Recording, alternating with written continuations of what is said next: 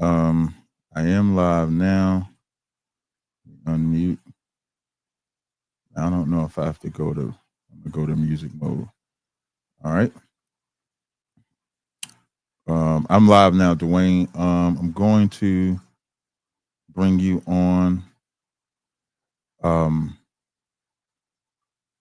If you want, Dwayne, I think you're on the screen already. So if you want to play your song, that could be. There we go. There we go. Got my brother Dwayne in here. Hold on, let me unmute myself. Got my brother Dwayne in here. To the Clubhouse room. To the people that's listening on Clubhouse, can y'all tell me if y'all can hear the sound? If y'all can hear me, I just want to make sure that y'all are able to hear me before we begin this debate. Because if y'all not able to hear me, then I'm not gonna do the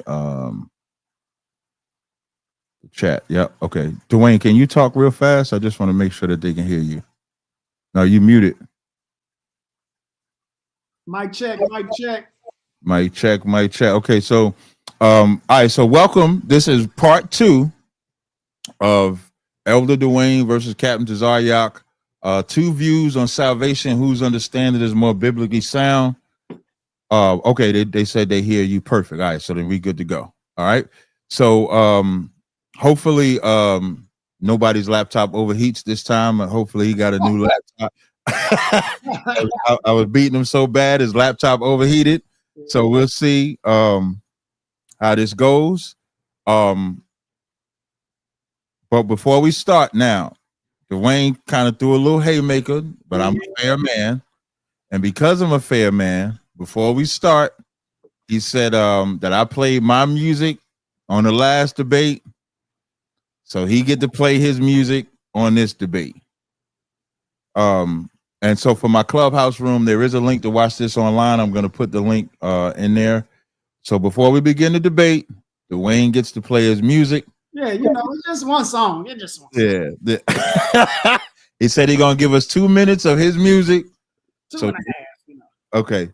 So Dwayne, do you got to present something? Because I think... No, I'm just going to play it in the background. Oh, okay, good. All right, so then I'm going to mute my mic so your music can be played. All right? No doubt.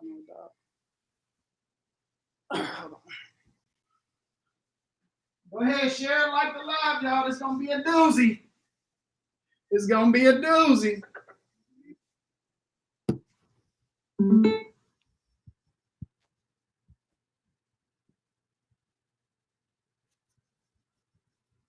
I'm just gonna give you a little bit. Just a little bit,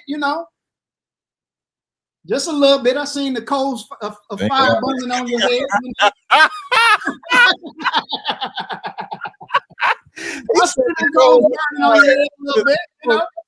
Thank God that's over. That's all.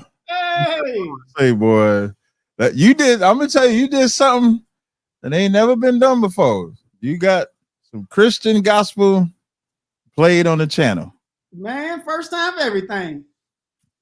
Definitely. So again, for those that are listening, man, we appreciate y'all rocking with myself and Elder. Make sure, like I said before, if you see his channel, I think his channel is called, because I'm looking on the channel. I'm changing my name from Debunking Hebrew Israelites on YouTube only. On TikTok, it's gonna stay the same, but I'm changing on YouTube. I was talking about you on my Car Chronicles because that kind of limits you. The reason why I use like Captain Tazaryach TV, for example, a TV channel, you get many different things.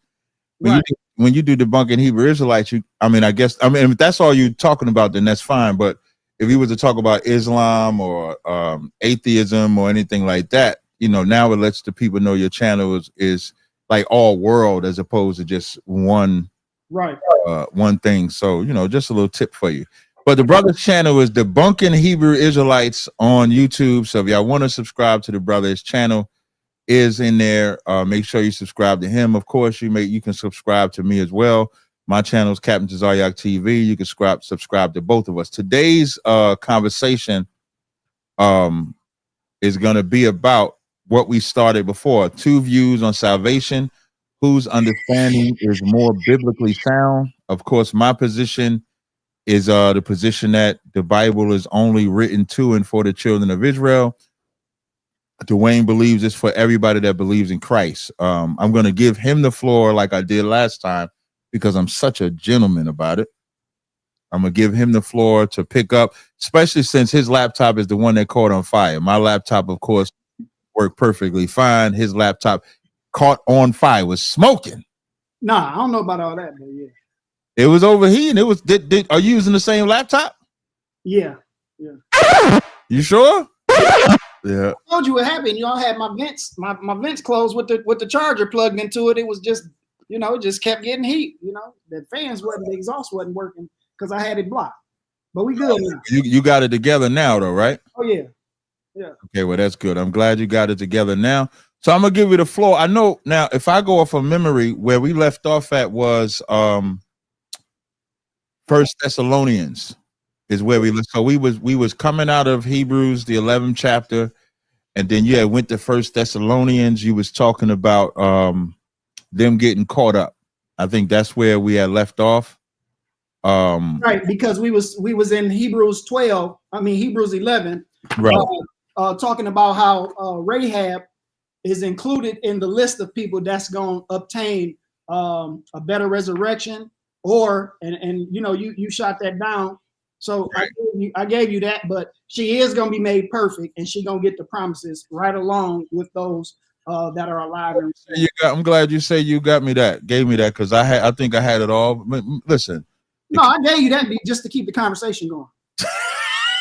If you say so.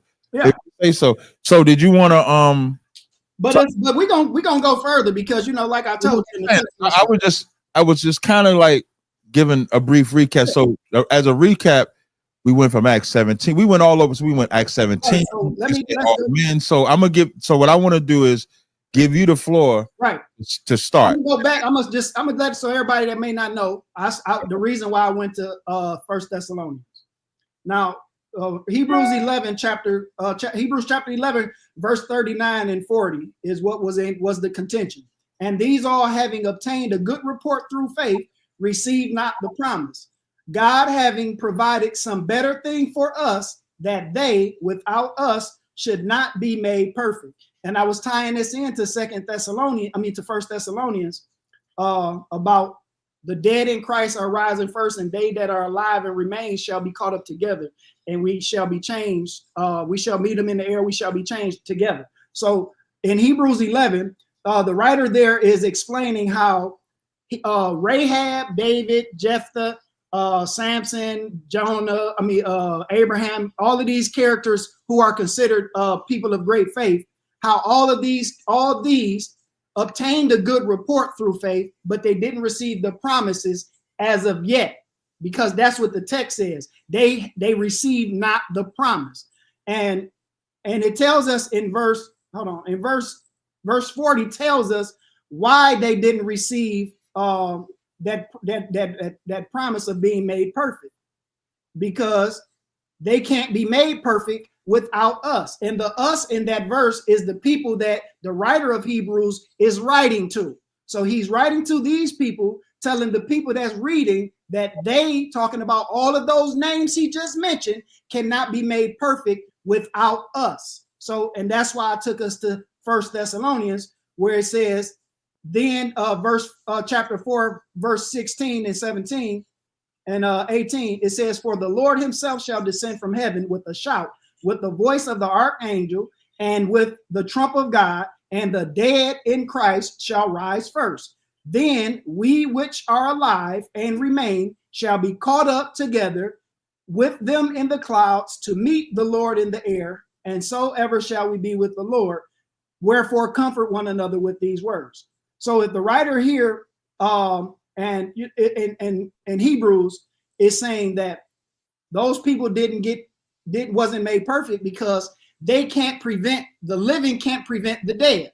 So now that we see that they can't be made perfect without us, that shows us in Hebrews 11 that those people all of those people that are mentioned and named are going to be right along with the rest of the people that's going to be made perfect. Yeah, Rahab never died in Christ to be resurrected through Christ. She don't have to die in Christ. Remember, Christ went to heaven and preached the gospel to the dead. No, he did not. You talk about in First Peter's, Christ didn't preach to the dead. Christ When Christ spoke to the dead, he was talking on living when he was on earth. When that verse says, like what you're tying in is Hebrews 11, which is all about faith. It's not even about rising through Christ. The context is not even the same. That's just something that a Christian is joining together. Hebrews, the 11th chapter, is like, as they had faith, we have to have faith because we get a better promise than what they got. Right. I know you're saying that, right? But you have to explain, then you would have to explain, dead in Christ. Yeah, you would have to explain what does the writer mean that they without us should not be made perfect. You would have to explain what is being made perfect. What does that mean? Okay, before I do that, I don't have a problem doing that. In 1 Thessalonians 4:15, it says, for this we say unto you by the word of the Lord, they which are alive and remain unto the coming of the Lord shall not prevent them which are asleep. For the Lord is ascending from heaven with a shout, with the voice of the archangel, with the trump of God, and the dead in Christ shall rise first. That's what it's talking about. The only people that could die in Christ are Israelites. Christ said, I am not sent but unto the lost sheep of the house. All right, I know you. I see what you're trying to do. So let's go back to that. Answer that question. I'm gonna come to you. I said I'm gonna answer your question. I was just addressing. You brought both points of scripture out, so I'm just addressing this point of scripture, and then coming back to that scripture. Thank you. So now, if Christ only came for them, the dead in Christ can only be Israelites. So in Hebrews, the 11th chapter, I'm just going to it. When it says, and all these having obtained a good report through faith. That's what their report is. We agree, right? The report is that they had faith, yeah. Right. So the only report is through good faith. So that's what he's reporting. He's reporting that they have a good reputation based on their faith. But then the latter part says, receive not the promise. So Rahab didn't receive a promise. The only one that you could read in here that actually received the promise was Abraham and David. Okay, so Cap, once again, it says that they without us should not be made perfect. What does it mean that they without us shall not be made perfect? I'm going to verse 40, but I'm just trying to make sure we understand in 39. This is not about them receiving a promise. This is about them having. We're not talking about the promise right now. We're talking about them being made perfect, because that's what I'm trying to help you understand is, like, you're reading verses, and then when I go address the verses, you don't want me to address all the verses. No, I read verse 40 and I said, what does it mean? Well, you did 39 and 40, I thought. Right, but the question came in verse 40. I said you would have to explain what does it mean that they without us should not be doing that, but I'm walking down 39 and 40 because you read 39 as well. Yeah, but you know verse 40 tells us why they didn't receive the promise, though. I'm not disputing what verse 40 says. I'm only talking about verse 39. Just like you answered, the good report was their faith. You didn't have a problem answering that. So the subject, what I'm trying to tell you is, this was about them receiving a good report based on their faith, not the promise. That's a fact. Verse 40, God having provided something better for us, that they without us should not be made perfect. Meaning the old covenant did not make them perfect. Even with their faith, the old covenant did not make them perfect. But God having something better for us. What is the better for us? The new covenant. Is the new covenant better than the old covenant? Yes or no? Yeah, it is. But I'm trying to get that question that I'm answering. I don't know how you don't see the answer. Okay, so what does it mean that they without us should not be made perfect? What does that mean? I just answered that. That they without us should not be made perfect, meaning with all that faith, they was not made perfect. Okay, I'm talking about the they without us. Is this verse signifying that these two parties are going to be made perfect together as a part, no, that's instead of being made perfect apart? That is not signifying that we're going to be made perfect together. That's okay, not. So look, let's read it again. And all these having obtained a good report through faith. You acknowledge that all these is talking about every single person that's named in this chapter, right? Mm-hmm. So all of the people named in this chapter, they received not the promise, semicolons. God having provided some better thing for us. Who is the us? The us would be Israel. The people that he's writing to, right? Right, which is Israel. Okay, so they without us should not be made perfect. What does it mean? So you're saying that he's not saying that the people that the us are going to be made perfect with those people that with all these? Is you saying that? Here's what I always like to do. I always like to make sure people understand that I understand their position. So here's your position. Your position is that God having providing something better for us, which is who it's written to, which for me is the Israelites, that they without us should not be made perfect. So your position is they cannot be perfect unless we're with them. Right. That's what the verse is. Right. No, that's your understanding of the verse. Okay, so tell us what it says. I'm telling you what it says. So when it says God having provided something better for us, that they without us should not be made perfect, meaning even with all the faith that they had, they could not be perfect without Christ. That's the whole point of this. The whole point. So this verse says nothing about Christ. In this verse, he is telling the readers of the letter. He went through all of these people with because I noticed last time you went to chapter 12. Right. You went to chapter 12 right to explain away what is being said in verse 40. And I want you to see how the people that's reading this letter, that's reading the letter from Paul or whoever that wrote this, he is telling those people about all of the faith of these other people. Which is right. I agree. He gets down to verses 39 and 40. He is telling those same readers that all of these people obtained a good report through their faith, but they didn't receive the promise. And then he tells us why they didn't receive the promise. Right. And your position is that they didn't receive the promise because we wasn't there. They can't receive the promise because they can't be made perfect apart from us, those that he's reading to, that he's writing to. That wouldn't make sense, because if they kept the law, if they kept the covenant, would there be a need for a new covenant? The point is not about the covenant in this chapter. That's what I'm trying to get you to see. The point is about the faith that they had. What's the better for us? Yeah, listen. Some better thing for us? According to verse 40, what's God having provide something better for us? What's the better for us? So this is how I want you to answer the question is when I ask. So the answer to your question is God having provided some better thing for us. He is telling the readers of the letter that the Most High has provided some better thing for us, that they without us shall not be made perfect. So what is he providing that is better? Right. What's better is the life that they're living now is going to be different than the life that they are going to get in him when everyone is brought together, when both parties are brought together and made perfect. So on one hand, they are living this life and they are going to perish. They're going to be unalive. But on the other hand, when they are all brought together or resurrected together or brought or caught up in the air together, they're going to be changed together. No, because what the problem that you're having, I asked you, what is it that is better thing for us? And you answered by saying all of us being joined together is better. Being a glorified body together. That's when you read Hebrews, right? If I was to go back further, the better for us is the new covenant. If you go back to Hebrews 8, and if I just stay within the book, I'm going to go Hebrews 8, 9, and then come back to 11. And Hebrews 8, we find out a new covenant. That's a better God given something better. Even 1 Corinthians, the 3rd chapter says the letter killeth, but the spirit bringeth life. So the New Testament is better than the old. That's God giving us something better. And then in Hebrews 9 and 15, it says, and for this cause, he is the mediator of the New Testament, that by means of death, for the redemption of the transgressions that was under the First Testament. Now he's even going as far as telling you who he's mediating for. So he's not mediating for everybody. All right, so we're not talking about the new covenant or mediating or anything. We're talking about what the verses actually say. Here's where we differ.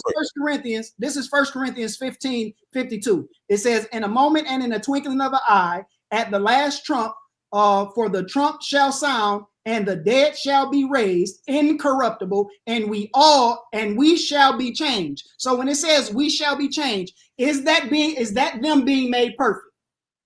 Right, but if they're not under the new covenant, they won't be made perfect. We're not talking. Listen, anybody that's going to be raised incorruptible are going to be in the new covenant. But here's what I'm saying. When you're saying we not talk about the new covenant, That's because you don't understand Hebrews 11 and 39 and 40. You don't know what the better thing is for us, which is why I read Hebrews 8 and 8. The new covenant is better. Yes or no? Okay. The new covenant is better. But that's not what the verse is talking about. But you're combining what you're doing, Dwayne. I just want to get this out. I'll give you right back the floor. What you're doing, Dwayne, is you're combining 1 Thessalonians getting a better body and then 1 Corinthians getting a better body and then joining that to Hebrews, the 11th chapter. What I'm doing is I'm putting Hebrews in the proper context that it is. Hebrews, starting at 8 and 8, is addressing directly the new covenant. See, that's the problem. You're in Hebrews 8 and I'm in Hebrews 11. You're trying to explain to me. You went to 1 Thessalonians and Corinthians. You're trying to explain what the writer's intentions is of Hebrews 11, and we're in Hebrews 8. Right. I'm telling you about what the verse is saying in Hebrews 11, and I'm asking you a question. But would you agree that both of us clearly, hold on, the verse clearly says that the two parties are going to be made perfect together. That's what the verse is saying.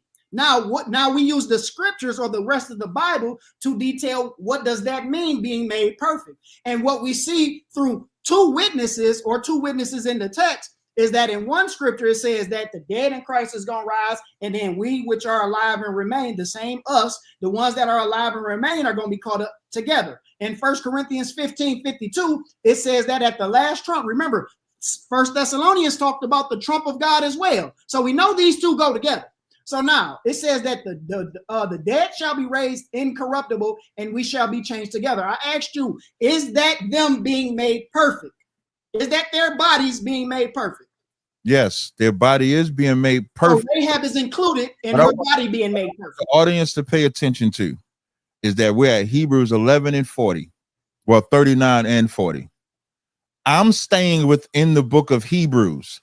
Whether you agree with my position or Dwayne's position, he's using two different letters, two different subjects and contexts to explain what he believes Hebrews 11 and 40 is talking about. I'm staying within the book to say what the better is that Hebrews is talking about. So, okay, so that's according to your interpretation. I didn't give an interpretation yet. Wait, hold on. Okay, look. Regardless of if you're tying it now, Dwayne. Listen. Regardless if you tying it to Hebrews 8 and 8, regardless, Rahab is going to be made perfect together. No, she's not. Something better. No, she's not. And so this is where I didn't respond to you yet. I'm just making sure the audience understands that he's given his position based on Thessalonians and 1 Corinthians. So Dwayne's position is that the body changing applies to Rahab, and that's better. That's Dwayne's position. No. My position that it applies to all these. Everybody mentioned. Because okay. Everybody in Hebrews 11. That's mentioned. Right. Everybody in Hebrews 11 is going to get a new body. That's Dwayne's understanding. No, everybody is going to be made perfect. I asked you, is this them being made perfect when I no problem. If you want to use perfect, that's fine. According to Dwayne, everybody's going to be made perfect, and he's using 1 Thessalonians and 1 Corinthians as his proof text to back up his position. Use 1 Thessalonians 4 with the body changing. You filibustering because you ain't even really answering what I'm asking you, though. I wanted to answer. I'm trying to give you the respect. I'm trying to repeat what you're saying so you know I understand your position. That's all I'm doing. I don't have to do that if you're fine. But now, so what I'm doing, here's the proper way to understand the Bible. Hebrews 11 and 40 says, God having provided something better for us. The better things for us is being under the order of Melchizedek. The better thing for us, let's read Hebrews 8 and 6. It says, Hebrews 8 and 6, but now hath he obtained a more excellent ministry, by how much more also is the mediator of a better covenant. That's something better for us, which was established upon better promises. That's something better for us. That's in the same book. I didn't have to leave the book. I didn't have to go to Thessalonians or Corinthians. Let me finish. Okay, great. So now, let me just finish the way you read all your scriptures. I'm just trying to read them. Go ahead. It says, having a, But now I'm gonna read it again. But now I have obtained a more excellent ministry, but how much more also is he the mediator of a better covenant, which was established upon better promises. For if the first covenant had been faultless, then should have no, then should have no place been sought for a second. That just answered the latter part of 40, Hebrews 11 and 40. It says, for finding fault, he says, behold, the days come, said the Lord, when I will make a new covenant with the house of Israel and with the house of Judah. Now we're seeing the new covenant is the better thing. The new covenant is the excellent ministry. You have the order of Melchizedek, that priesthood. You don't have the Levitical priesthood. That's better. And then we find out that that new covenant is only with the house of Israel and with the house of Judah. That new covenant is not with all nations. So now, and then one more verse and I'll give you the floor. And I got a question based off my verse. Hebrews 9 and 15 says, for this cause he is the mediator of the New Testament, that by means of death for the redemption of the transgressors that was under the first testament, they which are called might receive the promise of eternal inheritance. Who was under the first testament? Who was under the first covenant? Yes. Israelites and non-Israelites. Where? Deuteronomy 29. Let's go to it. Can you name the nations, please? Yes, I know this. Hold on. So before we do that, right? You just got done explaining what Hebrews 11 was talking about according to what you believe it's saying, and you brought up the new covenant. So that includes David, right? David, as far as what? And that's going to get that better thing, that better. A better covenant? That's going to get something better, according to Hebrews 11. All Israel is going to get something better. Right. So you're saying everyone in this chapter in Hebrews 11 is going to get something better except for Rahab. No, I'm not saying that. What are you saying? What I'm saying is when you read Hebrews 11, all the verses before 40, all those verses is the writer providing the Israelites that are under Christ how faith works. The very first verse says, now the faith is the substance of things hoped for, the evidence of things not seen. For by it the elders obtained a good report. So why is he saying the elders obtain a good report? So as we come under Christ, our faith has to be like them. So he starts giving examples of people that had faith. This has nothing to do with them being a part of the covenant. This is what we're supposed to use for our ammunition. So we realize Abraham left his household. Moses didn't want to be called Pharaoh's child. Rahab sold out her whole people. That's what, like, Rahab's faith was letting her people die. That was her faith.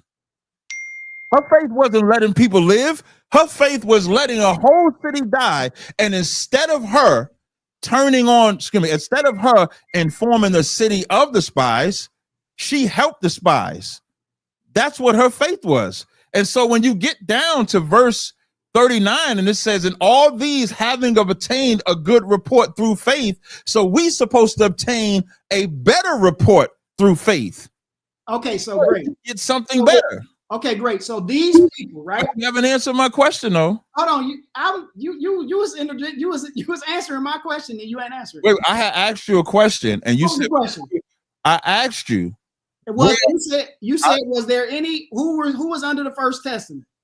Yes. Okay, so my answer takes us away from this. I don't want to leave this place yet because I haven't. The rest of what I was saying hasn't even been established because I'm trying to get your understanding. So all of these people that are named in these verses, these are the great cloud of witnesses. Yes. It doesn't say that they're witnesses. It's talking about their faith. Okay, so in Hebrews chapter 12, is it talking about the people from the previous chapter? Let's read it. Hebrews 12. Wherefore, seeing also are compassed about with so great of a cloud of witnesses, let us lay aside every weight and sin. This is talking about them. Wherefore, seeing we are also compassed with a great cloud of witnesses, let us lay aside every weight and the sin which does so easily beset us, and let us run with patience with the race that is set before us. Are they witnesses of faith? Yes. Hey, Cap, in chapter the question. Hold on. What was my answer? In chapter 12, the question was, in chapter 12, when it says we are compassed about with a great cloud of witnesses, are those witnesses the people from chapter 11? I just said that. I just said is Rahab included in that? As a witness of faith? Yes, she is. Okay, so now we see that Rahab is included as a member of faith. Mm-hmm. So now, is she included in all these having obtained a good report? Is she included in that? Receiving not the promise. I said she's a good report. She's included. So you're agreeing that she's included in the group of people that receive not the promise. Yeah, she's included. Okay, now since you agree to that, wait. She's included. Hold on, let me finish. Now you agree to that. Now verse 40 explains why all of those people that are attached to verse 39 didn't receive the promise, because they're all going to be made perfect together.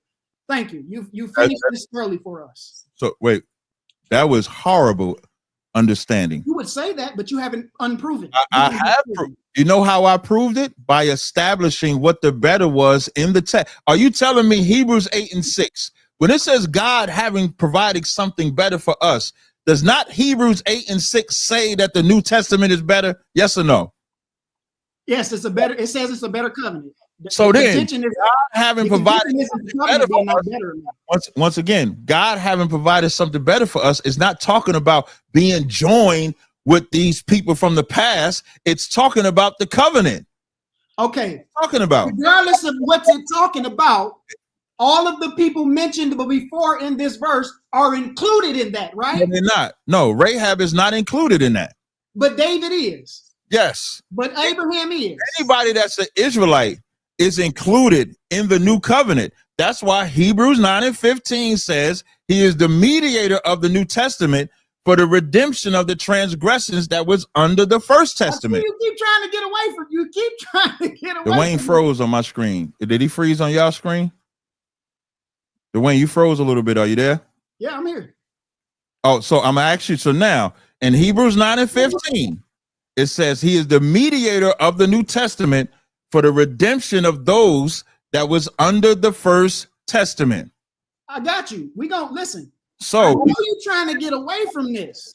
Wait, hold on 1 second. You just said, as you broke down your side, you said you cut me and that preceded it. How long are we going to stay here? You gave your position. I gave my, I don't mind, but my position is based in the something better is the New Testament, which is only for the children of Israel. So I'm not running. You like you want to say that I'm running from your question. I'm not. Our positions are different on the verse. You believe that the something better is us getting new bodies. Those are the verses that you pull.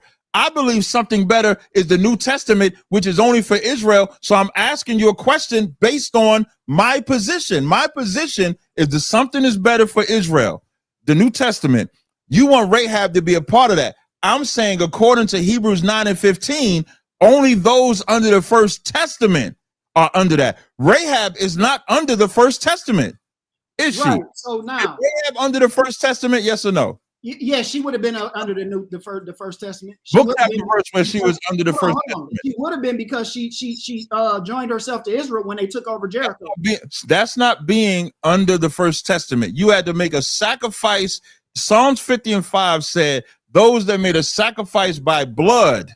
That was talking about them people. What are you talking about? Wait, what are you talking about? In Psalms, the scripture you quoting in Psalms is talking about a particular group of people. It's talking about the Israelites that made the sacrifice by blood. That's how the testament was. So you're not. So let's be clear. The verse in Hebrews 11 clearly says that these people didn't receive the promise. You don't have no stuff. All he has is Hebrews 11. No, I don't. I'm telling you, this is the light stuff. This is the light stuff, and you can't even handle the light stuff. I'm beating the heavy stuff. I'm beating the hell out of you out of this. You're crazy. Why you won't show me anybody else being under? I will, but I want everybody to see this, right? He agrees with me that verse 39 is talking about every single person named, and it includes Rahab. It says Rahab was included in the people that obtained a good report through faith. Rahab is included in the people that received not the promise. So Rahab is definitely included in the people that's going to be included in verse 40. No, she's not. How does she get out of it? because the first 40, the whole chapter is written to Israelites. You're gonna say everybody. So for sake of argument, the whole book, whole letter of Hebrews is written to an audience to follow after Christ. We at least agree there, right? Say what? Say that again. The letter of Hebrews is written to the audience that should follow after Christ, right? What does that have to do with anything? We're not talking about the people that is written to right now, Cap. We're talking about Rahab and how she's included in all these. This is so terrible. If you're gonna be, let me give you advice. If you're gonna be a debater, you have to know the other person's position. If you're gonna battle, because you don't know my position, which is why we still here. I know your position, and I'm killing it. How? Because you keep saying Hebrews 11 and 40 says that they without us should not be made perfect, meaning those people that are from the past won't be made perfect until they're joined with the people of the future. That's what you're saying. What I'm saying is that verse 39 saying that the way that they had that report through faith is how we have to have faith in Christ, because we get something better. I notice you do this a lot, right? When you're trying to explain away verses, you always initiate the thought of the writer teaching the people he's writing to, right? What else would he be doing? You're insinuating that he's teaching them that the thing that they should be doing is what they should be doing. But the writer here, now faith is the substance of things hoped for. Listen. The writer here is telling these people about all of these people that he names. What is he saying about them? Their faith, He's right? saying that they have faith. In the conclusion of them having faith, the conclusion of them having faith is that they had faith, but they have not received the promise. But they still had faith, didn't they? Rahab had faith. Yes. But they still, without receiving a promise, they still had faith, right? Yes, Rahab had faith. So we who are now following after Christ, because we got something better, which is the New Testament, our faith should be stronger than those from the past, because they didn't get the promise. We're getting the promise. Right. Rahab is included in that. No, she's not. This ain't about the dead. This is not about the dead. It's using the dead. It's almost like when you want to charge up anybody, take it off the Bible, for example, you start running down the history of ancestors of any culture. And the way you try to encourage, you would say, if you was in America, you might start talking about George Washington did this. No, Napoleon did this. Hannibal did this. The whole reason you're doing that is to encourage the current audience that if these people did it this way, you can do it the same way. So the writer of Hebrews is saying the way that these people had faith and they didn't receive the promise, how much more should our faith be when we have the promise? That's the point. Right. You're explaining the better thing though is the New Testament. Right. You're explaining chapter 12. Great. That's great. I'm not explaining chapter 12. I'm explaining chapter 8, 9. Before I get to 12, I'm explaining what 8 and 9 is, because 8 and 9, when it says God having provided something better, the better is only the New Testament. Okay, great. It doesn't matter if you think it's talking about the New Testament or not. No. If you're not in the New Testament, you can't even get it. I agree. What you're failing to realize is that Rahab is included in that. No, she's not. She is. She was never. Where did she get taken out? Where does she, in this verse, where does she get taken out of this equation? She gets taken out of that equation because Hebrews 9 and 15 says, and for this cause, he is the mediator of the New Testament for the redemption of those that was under the first testament. The nation of Israel is the only ones that was under the old covenant, which came with blessings and curses. If you bring up, let's say if you bring up Moabites, you got to show me where they got cursings. If you bring up Ammonites, you got to show me where they got cursings. Listen, no, I don't have to show you where they got yes, you cursings. do. No, listen, let me explain. Listen, hold on, let me explain. I've been answering Hebrews 11:40 at length. We're done. We can leave Hebrews 11, but I want you, let me explain what I'm saying though. I don't have to show you where a Moabite is named to be getting curses. If any, first of all, a Moabite wouldn't have been around the children of Israel during the time when they entered into the covenant, right? They wouldn't have been there to go into the covenant, right? My point. Okay, great. So now that we understand this, the mixed multitude, did they enter into the covenant? No. Let's see. Well, my position on the mixed multitude may differ from yours, but what I do know, position on the mixed multitude. The mixed multitude, when you read that, that's the men, women, and children that was not the foot soldiers of the men of Israel. When you read Exodus, I think it's Exodus 12, right? When you read Exodus 12, Exodus 12 says, I think it's Exodus 12, and I always forget the verse, but I know it's Exodus 12. Is it 20 something? Bear with me a second.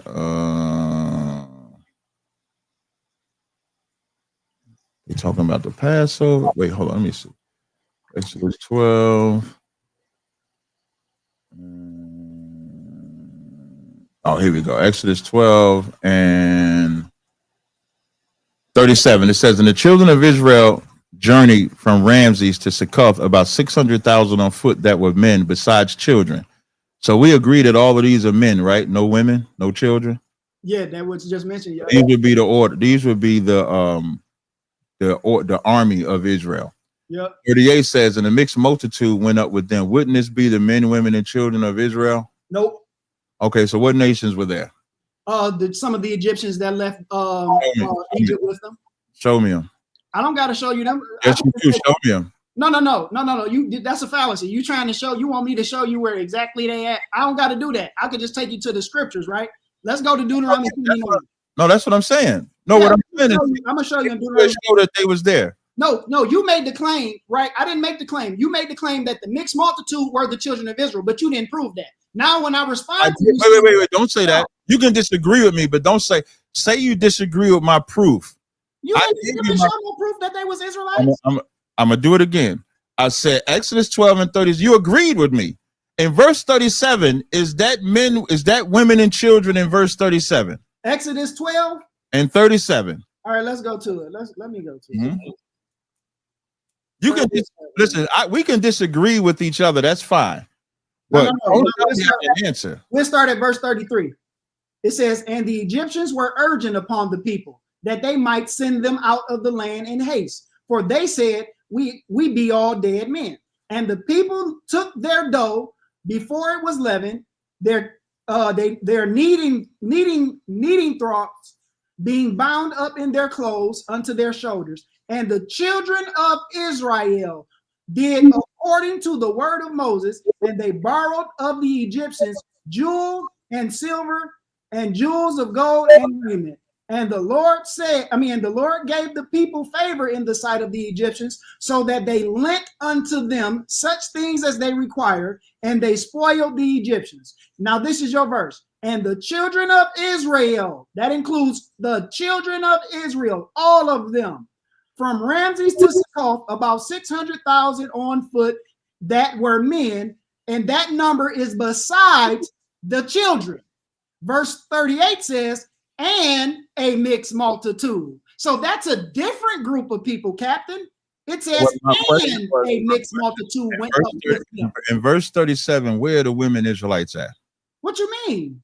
Are they there? They're not there, right? It said, and the children of Israel. Wait. And the children of Israel journeyed. Women, children of Israel? Listen, this is simple reading comprehension. It says, and the children of Israel journeyed from Ramses to Succoth, about 600,000 on foot that were men. So what children of Israel in that verse is it talking about? Men. It's not talking about men, women, and children. Okay, so it says besides the children, right? Men. It says men. Does it say men, or does it say the children of Israel? It says the children. It says the children of. This is what I mean. Simple grammar. And the children of Israel journeyed from Ramses to Succoth, about 600,000 on foot that were men, That's telling you the number of. It's the only thing it's telling you. The number of the only thing it's telling you in that verse is that the children of. Hold on, listen. The only thing it's saying in this verse, right? First, it tells us. You even said it. You even said, right? It says, and the children of Israel journeyed from Ramses to Succoth, That's what you said, right? So now it tells us how many men are on foot. The women are included. No, they're not. The children of Israel. No, they're not. The mixed multitude. Then it says besides children. Is the children? You know why it's saying besides children? It's letting you know the young men wasn't with them because that's the army. That's the soldiers, the 600,000 on foot. The very next verse, the mixed multitude, is the men, women, and children that are joined with them. No, hold on. You gotta prove that first, because it says clearly, and the children of Israel journeyed from Ramses. Is that telling us that all of the children of Israel journeyed? No. It would if so that was is not saying all of the children of Israel journeyed. If that sentence was by itself, then you would be correct. Right. Anybody that understands simple reading comprehension knows that when it says, and the children of Israel journeyed from Ramses to Succoth, about 600,000 on foot that were men, comma, besides children. Now we know in context that is 600,000 men is the Israelites that they're talking about. That's the point. Okay, so you're saying that the mixed multitude, right? Let me show you something real quick. Let me show you something.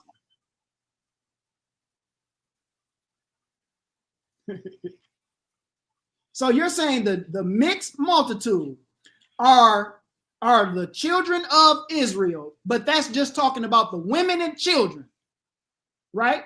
No, it's the men, women, and children, like the elderly men, women, and children. That's what the mixed multitude represents. Okay, so can you show us in the text where this is talking about mixed multitude? So is it only talking about if the mixed multitude in this? Is this the only time the mixed multitude is talking about Israelites? No, well, no phrase or wording. You would have to look at the context of it. But when I read Exodus 11:7, when it says, "But against any of the children of Israel shall not a dog move his tongue against man or beast, that you may know the Lord put a difference between the Egyptians and Israel," that lets you know in Exodus 12 that that's not talking about them. And then even if you took the position that it was talking about non-Israelites, they wandered in the wilderness. The only people from this generation that made it into the kingdom was Joshua and Caleb. Even Moses passed away. Okay, great. So now let's go to Deuteronomy 29. Mm-hmm.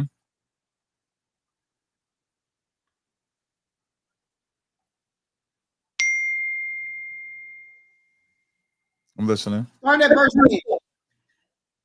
Verse 9, it says, "Keep therefore the words of this covenant and do them, that ye may prosper in all that ye do. Ye stand here this day before the Lord your God, your captain of your tribes, your elders, your officers, with all the men of Israel." You see that, right?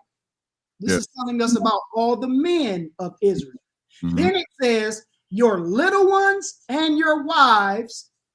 So your little ones and your wives and your strangers. Who are those strangers? So now you wanted to start at verse 5. What verse you started at? Why you just answer the question? Who is those strangers? I am going to answer the question. I'm just going to answer it with scripture. You started at verse. What verse did you start? Verse who? Verse 9. So now, and this is to prove what? What is this to prove? I'm just asking the question right now. But what is it to prove? I'm just asking the question right now. I'm just asking you, what is it to prove? I'm trying to prove nothing yet. I want to answer to the question. And you asking me this question because? I just want.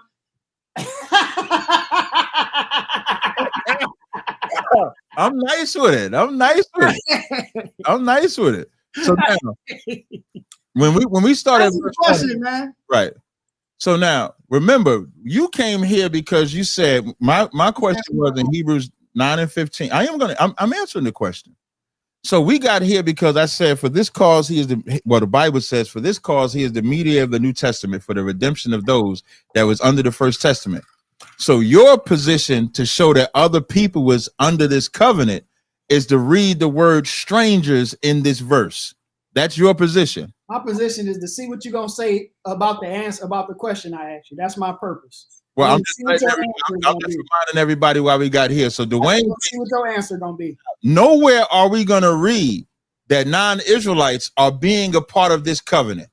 So now, Let's read Deuteronomy 29:1. These are the words of the covenant which the Lord commanded Moses to make with the children of Israel. Ball game. That's the very first verse of Deuteronomy 29:1. Remember, my argument is that if you're not under the First Testament, you're not under the New Testament. He tried to say the strangers in this verse is in the covenant. Are you going to answer the question? Yeah, I am. Are those strangers Israelites or non-Israelites? I'm going to keep going down. So now we established the covenant is with Israel. So now when we read Deuteronomy 29, he started at 9. He said, ye stand this day before the Lord your God, your captains, your tribes, your elders, your officers, and your men of Israel, with all the men of Israel.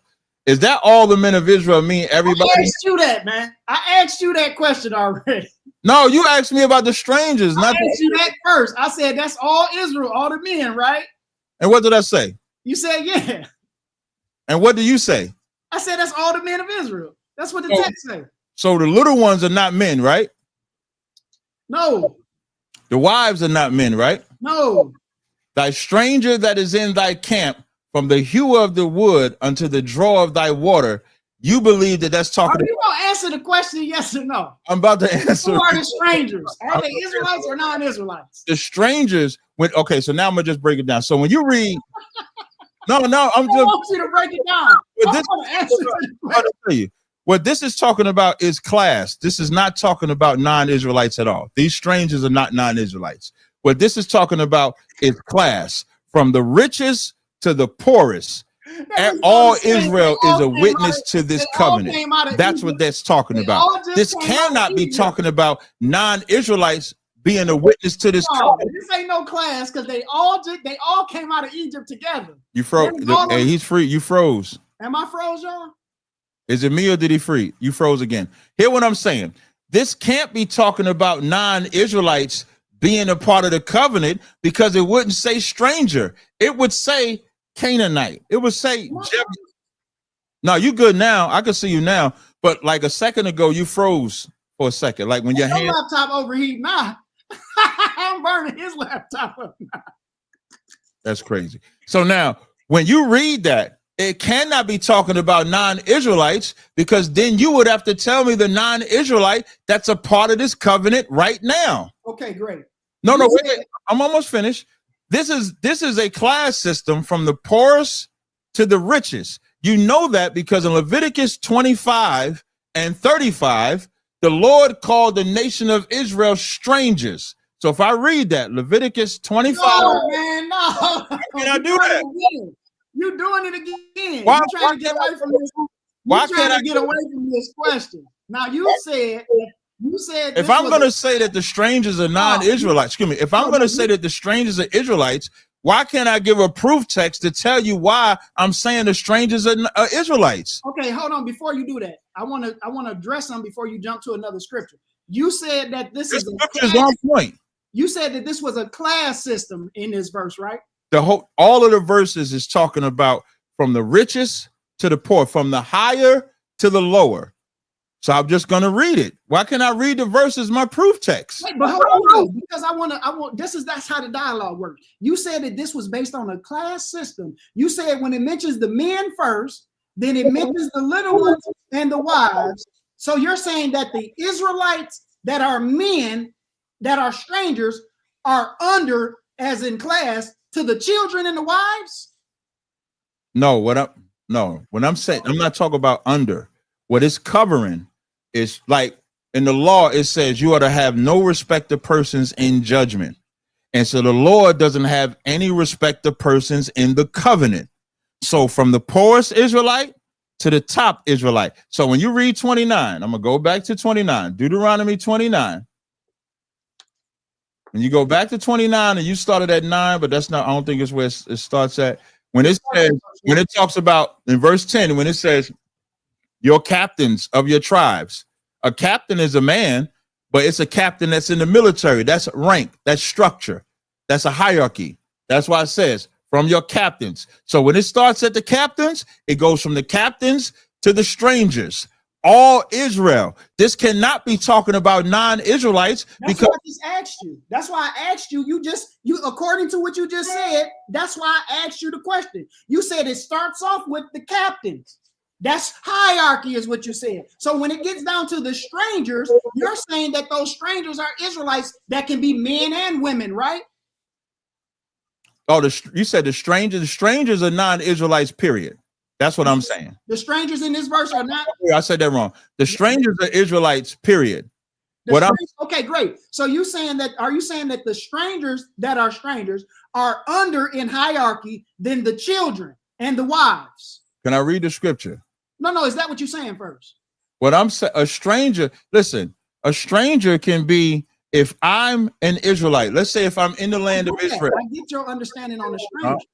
I get it. I'm asking you because you said the captains were first because it's a hierarchy. And that they first. I'm saying the whole thing there's not a first or last with the Most High. That's the whole point.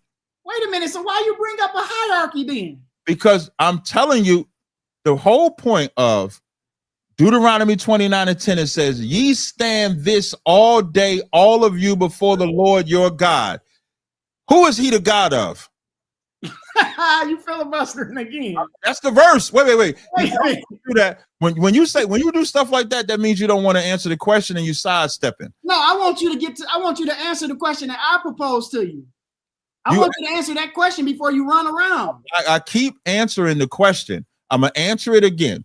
When it comes to the strangers in that verse, this whole thing is the Lord is saying every Israelite there is a witness, from the highest Israelite to the lowest Israelite. And that's why I asked you, are these strangers in hierarchy under the children and the wives? I wouldn't say that they're under the children because they could be adults. I wouldn't say a child. I wouldn't say that an adult is under a child.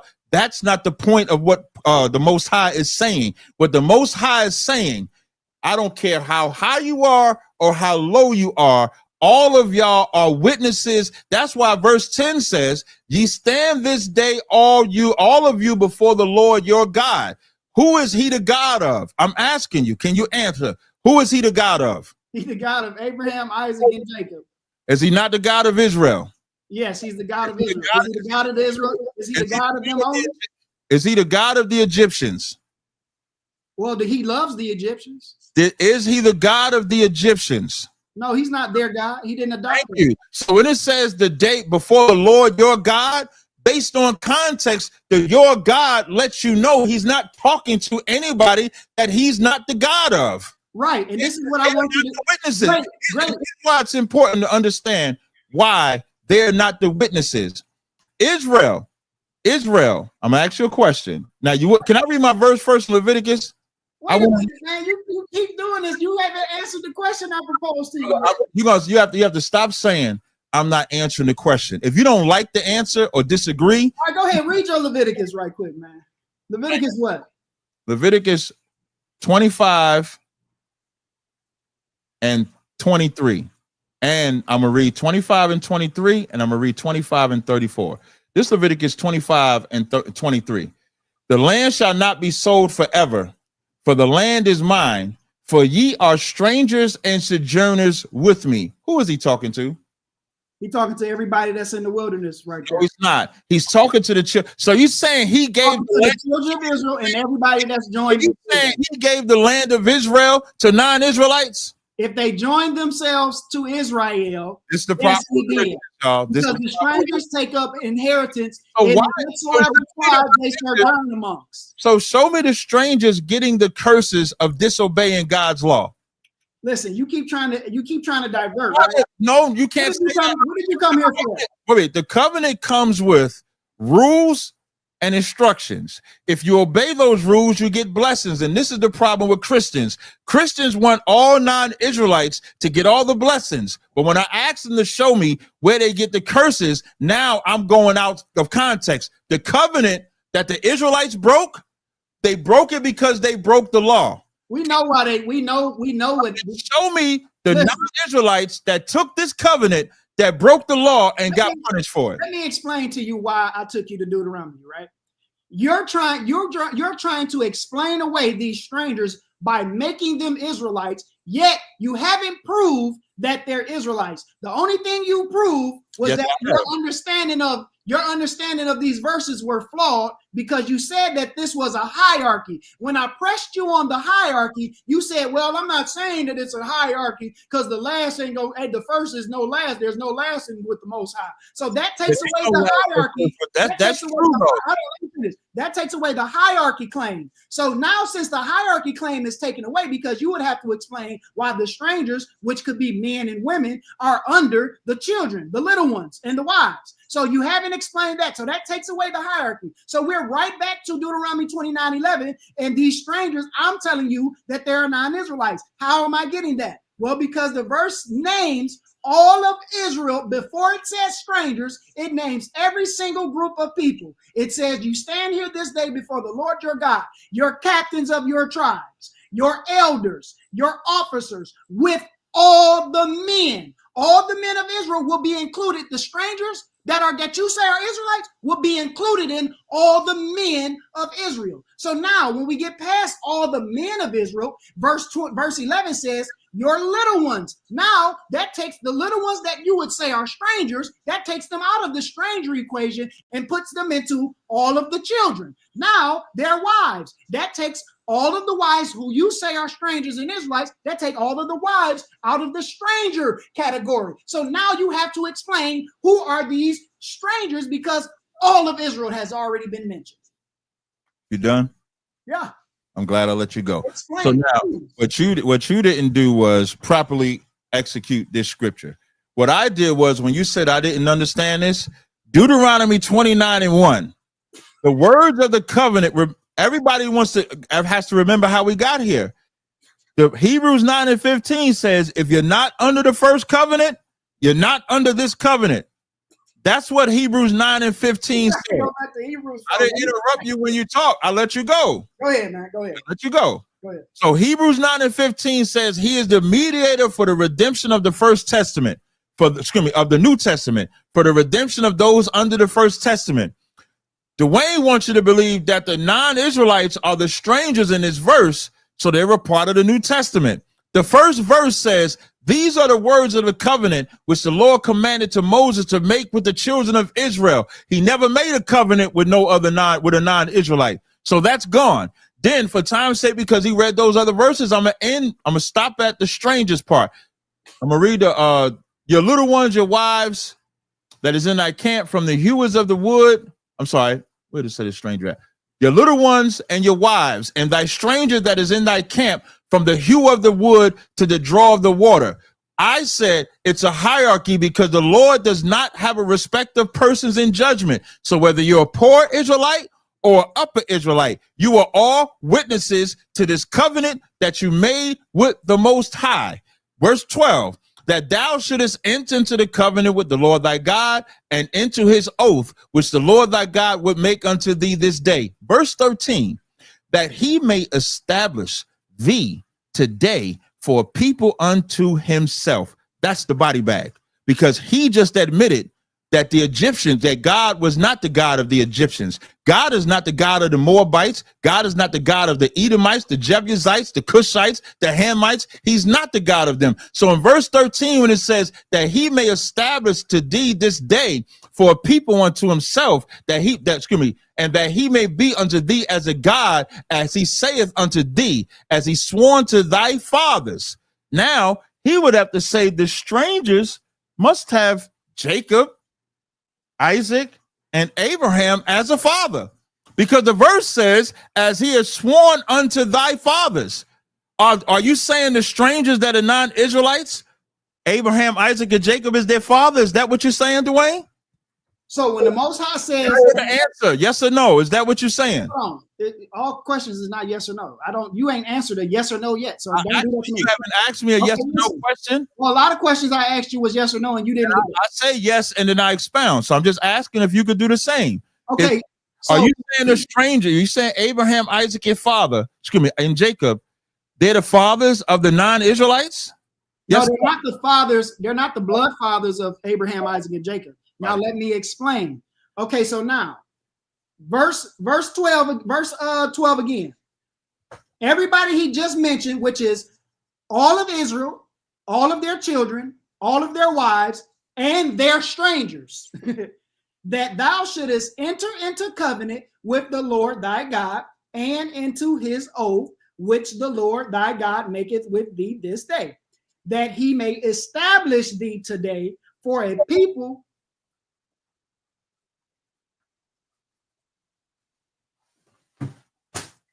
What happened? You still there? Yeah, I'm still here. I'm still here. That he may establish thee for a people unto himself. So whenever a person is established as a people unto God, they become his children. The children, anyone that's attached to Israel is concluded as being an Israelite, one born among them. I can show you the difference, but I know you want to get back to your Leviticus so bad. So let's finish this, right? So once again, everybody, he has yet to explain how verse 11 and verse 12 mentions all of Israel and then attaches another group of people to all of Israel. He hasn't touched that. Only thing he did was explain it away, just swept it under the rug, because he has no answer for that. If it says your little ones, if it says all of your captains and your elders and all the men, he hasn't answered, are there men that's strangers that are considered Israelites? Would those strangers that are men not be concluded in the all men of Israel? Yes, they would. So this is how we know he's not talking about no Israelite strangers. And to further drive this point home about these strangers, let me show you what the Most High said about the strangers. And I will show you a clear-cut distinction between Israel and strangers. This is Deuteronomy chapter 10. Start at verse 17. It says, for the Lord your God, this is Deuteronomy 10:17. For the Lord your God is God of gods and Lord of lords, and a great God, a mighty and a terrible, which regardeth not persons, nor takes reward. Listen to this part, y'all. He does execute the judgment of the fatherless and the widows, and loves the stranger, and giving him food and raiment. This is before they entered into that covenant. So he loves the stranger, giving him food and raiment. Love ye therefore the stranger, because you were strangers in the land of Egypt. So these people that he says that he loves that are strangers, he is telling the Israelites to love these people too, because he loves them, because they were strangers in Egypt. So these strangers, Cap wouldn't say that these strangers are Israelites, would he? In what verse? Verse 18. When it said when in verse 18, when it says he loved, when it says for ye was loved therefore the stranger, for you, yeah, that's all Israel. So when he says love ye therefore the strangers, he talking to Israel? Yeah. And when the proof text is Leviticus 25:35. Did he call all Israel strangers? No. Yes or no? No, he didn't. I'm gonna read it again. Leviticus 25. Leviticus 25. You say what? Go ahead. No, I want to go back to Deuteronomy 10:16, but I'm going to show you this. Leviticus 25:23 says, the land shall not be sold forever, for the land is mine. The mine is talk about the Most High. We agree, right? Yeah. For ye are strangers and sojourners with me. Is that not Israelites? They're strangers with who? With the Most High. Okay, great. So are those strangers Israelites? Yes or no? Let me show you something real quick, right?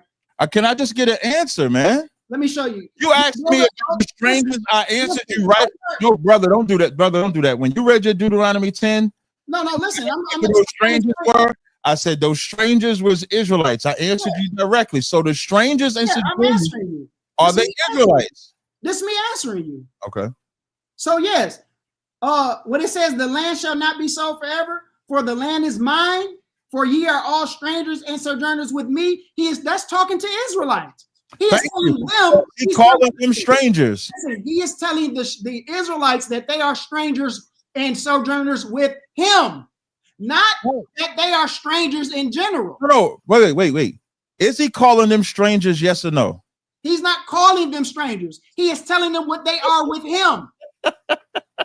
So now when you go down to verse 35 in the same chapter, it says, if thy brother be waxing poor and fallen into decay with thee, then thou shalt relieve him. Yea, though he be a stranger or sojourner, that he may live with thee. Right. So you see where it says, is that a stranger? That's not an Israelite. No. So it says, if thy brother be waxing poor? Yeah, you see where it says, though he be? You see that? It's That's an italicized, right? Right. What does italicized mean? What does it mean? Italicized mean it's been in addition to. It's so it was added to the text, right? So yes. now let's look at this. Let's look at this verse in the ESV. Would you agree that the ESV is a word for word translation?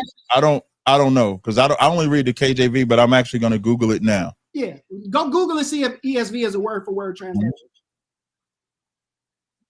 One better. No, you can read the verse. You can present your. I'll be quiet while you read the verse. No, I want you to say that first, and then I'm gonna read it. No, just go ahead and read it, whether I agree or not. Word for word translation. Leviticus, I'm in 25, 35. Let's read it. Just answer the question. Is it a word? I was actually going to Bible Hub. I'm sorry, while you was doing that.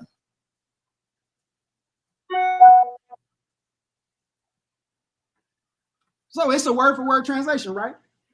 It says this is what it says. I'm gonna read it. I'm gonna read it. Wait. You said you wanted me to read it. I'm the one brought us here. I'm gonna read it. You said I'm not gonna read it until I'm not talking about reading the verse. Oh, go ahead. You wanted me to look it up. So I'm gonna present this on my screen so people can see I'm not making up what I read. So I'm gonna just share the screen real fast so people can see. Add the stage. I'm gonna make us disappear just so everybody can see what I'm reading. It says Bible, the ESV Bible is not a strict word for word translation, but rather an essentially literal translation. It strives for a word for word correspondence where possible, but it also considers differences in grammar, syntax, and idiom between the original language and modern English. So no, based on what this AI just said, when I Googled it, you asked me to Google it. It is not a word for word translation based on what you asked me to read. Okay, all right. That's a body bag. No, that's not a body bag. That's not. You asked me to look it up. Hold on, that's not a body bag. It is a word for word translation. It's not a strict word for word translation, right? That means it's not a word for word translation. Okay, let's go to a strict word for word translation. I was going to Bible Hub because Bible Hub gives like yeah, we're gonna go to the NASB 95. NASB. Wait, I'm sorry. You said NASB, and you put a number after that. 95. NASB 95. Okay. NASB 95 is widely known for its literal translation to the Bible, aiming to render the original Hebrew. It seeks to maintain a word-for-word correspondence to the source text while also striving for readability and clarity for English. So is that the one that you're going to read now? Right. Now, just for clarity's sake, can you read the KJV's response for the same thing? Yeah, I don't mind reading the verse. I already said. No, I'm talking about. Can you Google is KJV a word for word translation so we can see the comparisons? Yeah, I said I don't mind reading it. You want me to put it on the screen? Yeah, just like we did for those two, because I want to show everybody that about that term word for word and how you just read for ESV is not a word for word. So I want you to read for everybody. Type in the same thing for KJV. Oh, okay, got you. And then show everybody.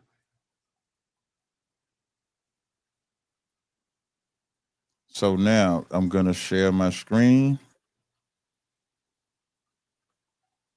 Let's do KJV. I'm gonna come back over here. Add the stage. So now y'all can see what I'm about to read. So the KJV 1611 is highly regarded. Is a highly regarded word-for-word translation of the Bible. It aims to be as literal as possible, translating the original Hebrew, Aramaic, and Greeks into text. According to scholars, the KJV uses the Textus Receptus Greek text for the New Testament and the Masoretic Hebrew text for the Old Testament. So it is a word-for-word translation. Right. It's just like the NASB 95. It strives to aim, right? Right. So that's why Yeah, that's why I said I went to in Bible Hub. the KJV, it has the words though he be a stranger, which is not in the Masoretic text or the Texas Receptors, right? It's not in the text. Yeah, because it's in italicized. Right. So now this is the NASB 95. It says, now in case of a countryman of yours becomes poor and his means with regard to you falter, then you are to sustain him like a stranger or a sojourner, that he may live with you. You see that, right? Yes, I do. Now, my question. That takes away your Leviticus thing, right? But my question to you is, they used like a stranger, right? Right.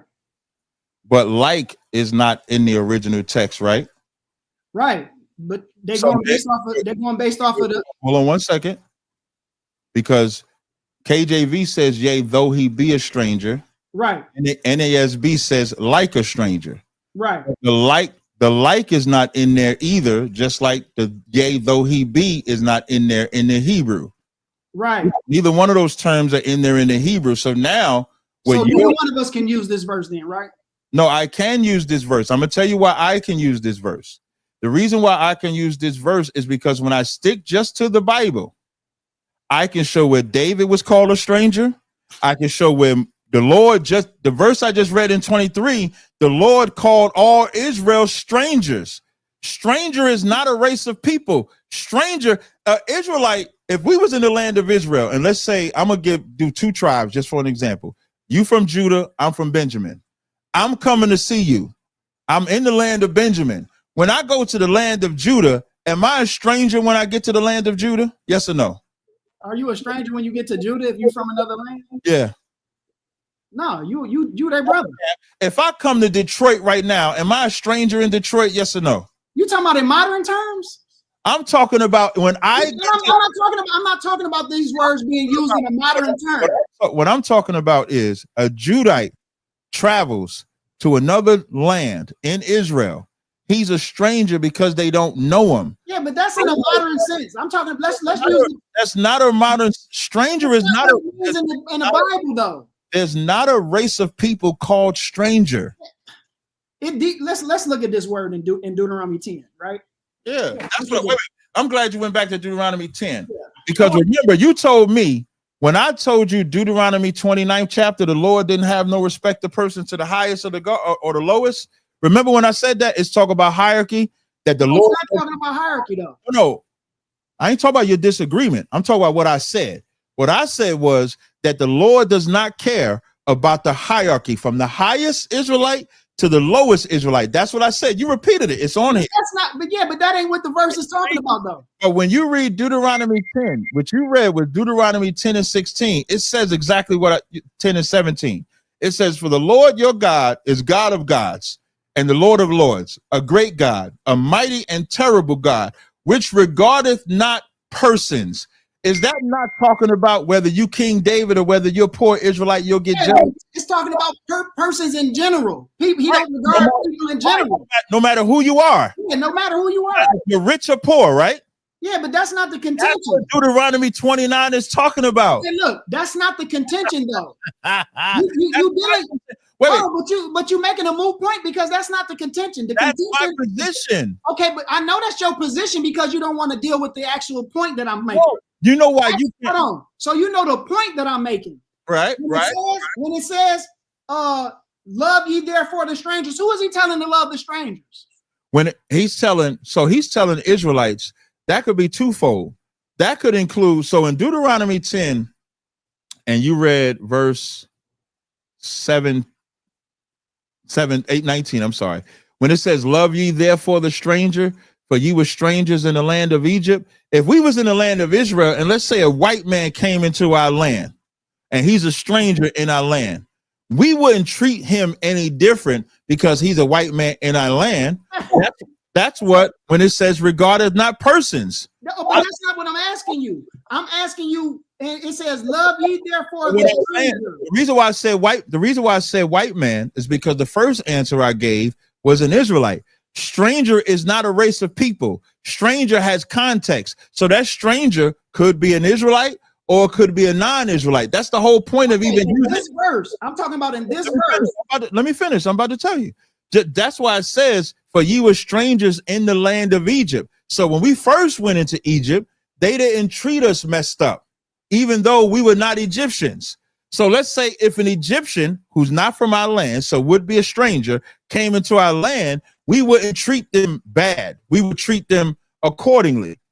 So I'm not arguing that this verse could be an Israelite or a non-Israelite, because stranger is not a race of people. But that's what I'm asking you. These strangers, I'm asking you, are they Israelites?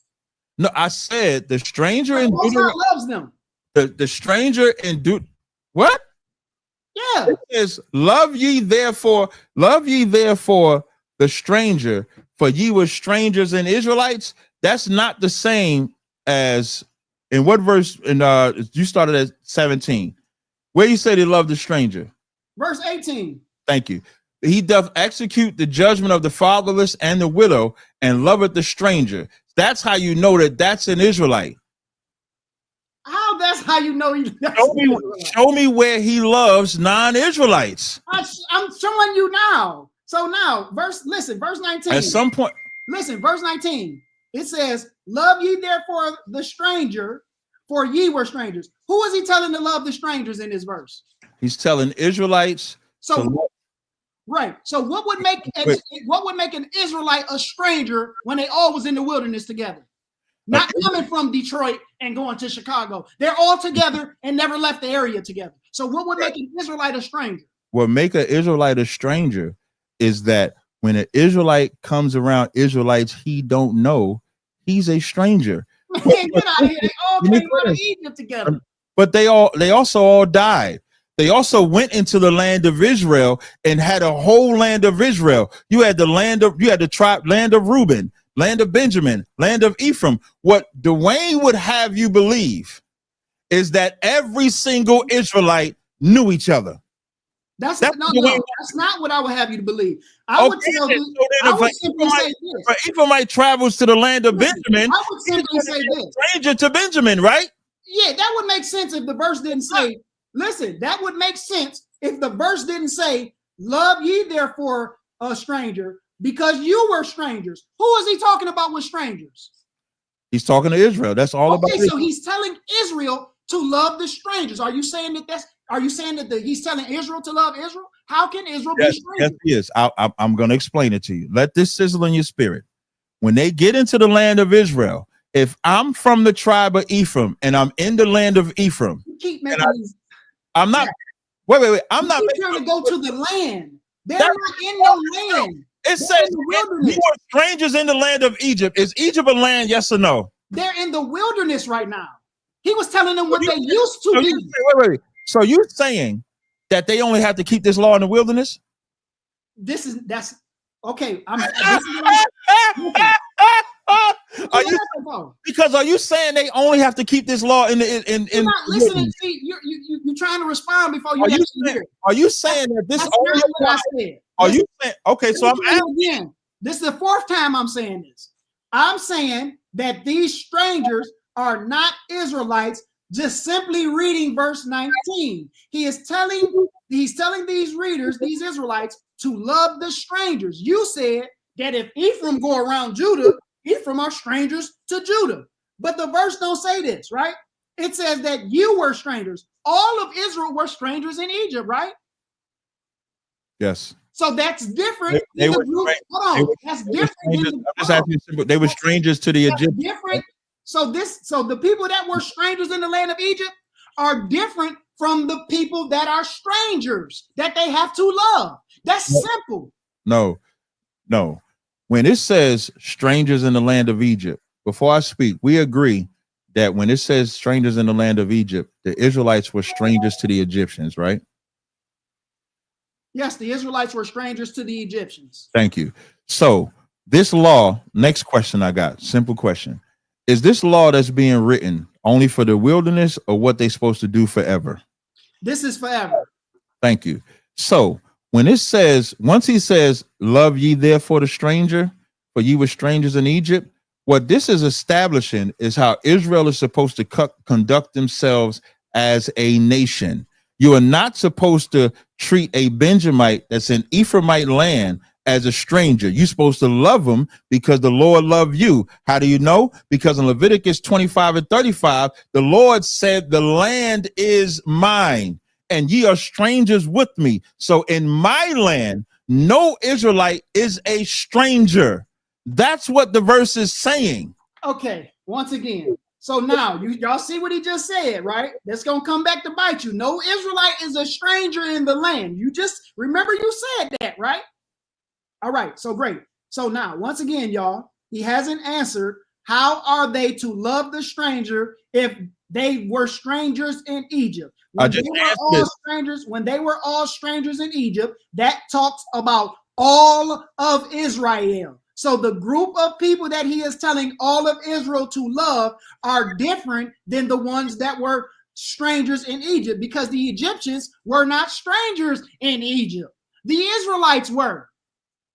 So he's telling the Israelites to love the stranger because you were strangers in Egypt. That's clear. No, it's not. What's clear is your indoctrination and my freedom. My freedom says that sounds real good. These law, once again, y'all believe that the Israelites just magically knew each other. So the Benjamite just knows every Gadite. They know it. Listen, the Judite knows every Issacharite. They don't have to know the Gadites. They don't have to know the Judites. What they all know is they all came out of Egypt together. That's what they know. Thank you. All Israel came out of Egypt together, right? All Israel came out as a nation together, and a mixed multitude went with them. No, they did not. No, they did not. Oh, and so it's very clear. Hold on. So it don't say in the mixed multitude went up with them? It don't say that? No. I'm not saying it don't say a mixed multitude, but you're saying a mixed multitude is non-Israelites. What I just established based on Deuteronomy, remember, Hebrews the 9th chapter. So I'm going to ask my question again. Excuse me, I'm going to ask a different question. So you say, well, it's kind of like a build-up, so it's a couple of questions. So you say the strangers in Deuteronomy the 29th chapter are non-Israelites that took a hold of the covenant, yes? Yes. So show me their judgment for breaking the covenant. What? Once again, if you are attached to Israel, whatever judgment Israel get, you get. Is that not the truth? Say it again. Did Israelites have non-Israelites as their servants in the land of Israel? That's not answering my question. I said, show me the non-Israelites. That's not a question that you just asked. You told me to show you something. That's not a question. Say again? That's not a question. Saying show me? Yeah, that's not a question. In the Bible where something says something, that's not a question.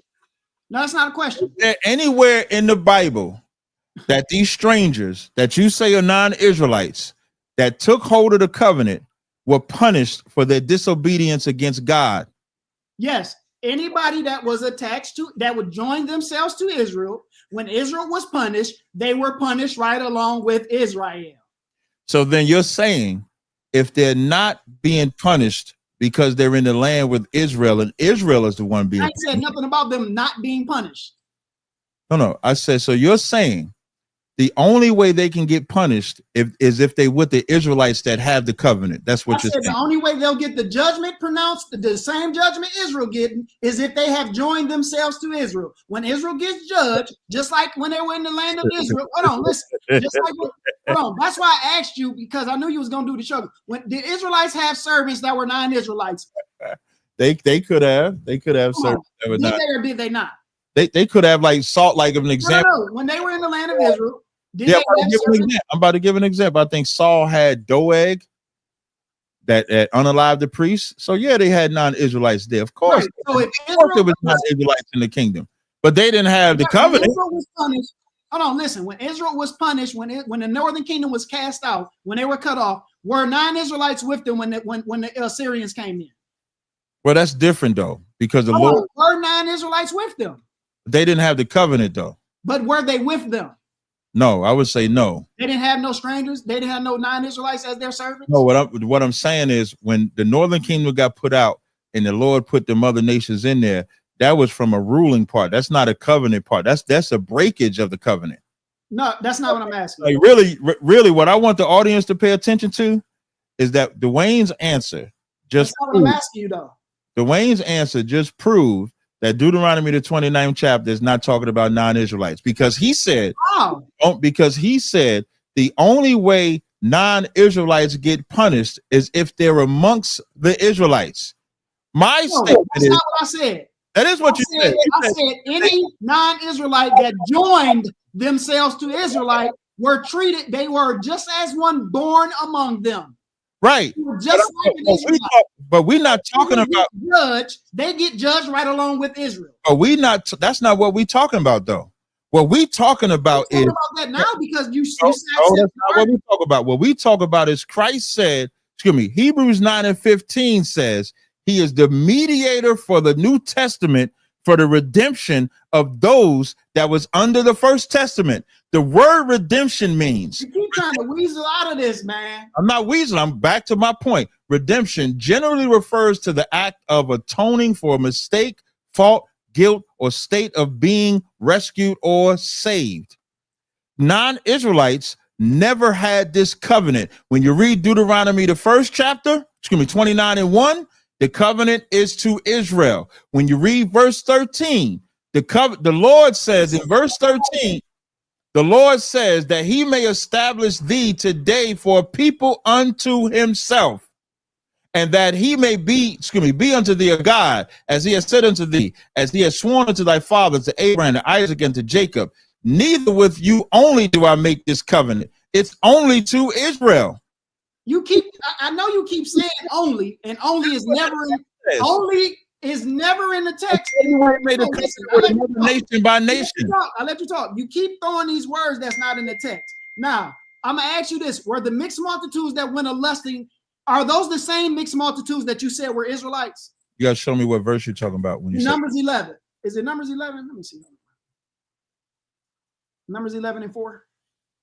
It says, and a mixed multitude that was among them fell a lusting, and the children of Israel also wept again. So that mixed multitude, are those Israelites? Yes. When you read the whole thing, all you got to do is read the whole thing. It says, and the mixed multitude that was among them fell a lusting, and the children of Israel also wept again. It doesn't say the children of Israel went lusting, because that's the mixed multitude. And it's simple grammar. And it says, who shall give us flesh to eat? We remember the fish which we did eat freely, the cucumbers and the melons and the leeks and the onions and the garlic, and now all of this is dried away. Let's read verse 1. Whoever tried to help you is terrible. No. Ain't nobody tried to help me. Ain't nobody helped me with that. Yes, they did. Listen, as the Lord liveth, didn't nobody help me? Nothing. I don't trust Christians, to be honest. So that don't. You don't have to. I don't have no reason to lie. So this is Numbers 11. Lying this whole live stream. Huh? You've been lying this whole live stream. Forever. This is Numbers 11:1. It says, and when the people complained, it displeased the Lord, and the Lord heard it, and his anger was kindled, and a fire of the Lord burnt among them and consumed them that were in the uttermost parts of the camp. You see that, right? That's talking about Israelites, right? Yeah. And the people cried unto Moses, and Moses prayed unto the Lord. The fire was quenched. So when the Most High was burning up the Israelites, Moses prayed, and the fire was quenched. And he called the name of the place Tazaryach, because the fire of the Lord burnt among them, and the mixed multitude that was among them. Who is the them? Which verse was that? With the mixed multitude that was among them? Verse 4. And the mixed multitude that was among them. Oh, the way you read it. Okay, I only asked that because of the way you read it. Where it says, and the mixed multitude that was among them fell a lusting, and the children of Israel also wept again, and said, who shall give us fish to eat? So now that's still talking about them. It's talking about the people that complained, displeased the Lord. He heard it. Their anger was kindled. Fire burned. Verse 2, people cried to Moses. Moses prayed to the Lord. Fire quenched. And he called the name of the place Tazaryach, because the fire of the Lord burnt among them. Verse 4, and the mixed multitude that was among them fell a lusting, and the children of Israel also wept again. This is showing the children of Israel. You know why they had to wander through the wilderness for 40 years?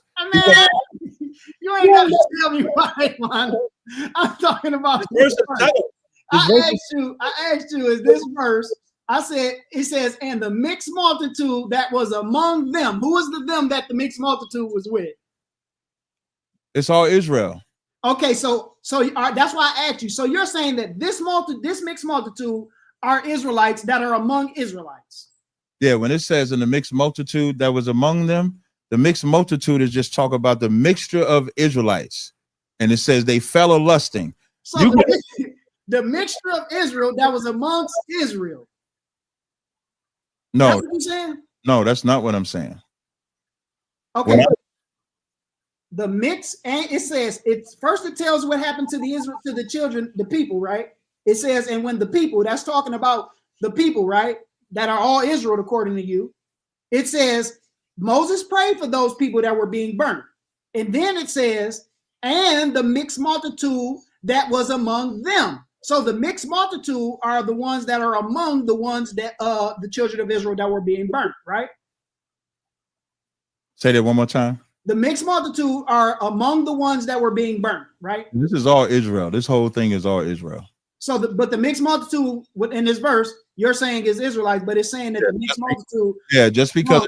Yeah, it could say mixed multitude about Israel, just like it did in Exodus. In Exodus 12, when it first mentions the mixed multitude, the verse before that, it mentions just the men.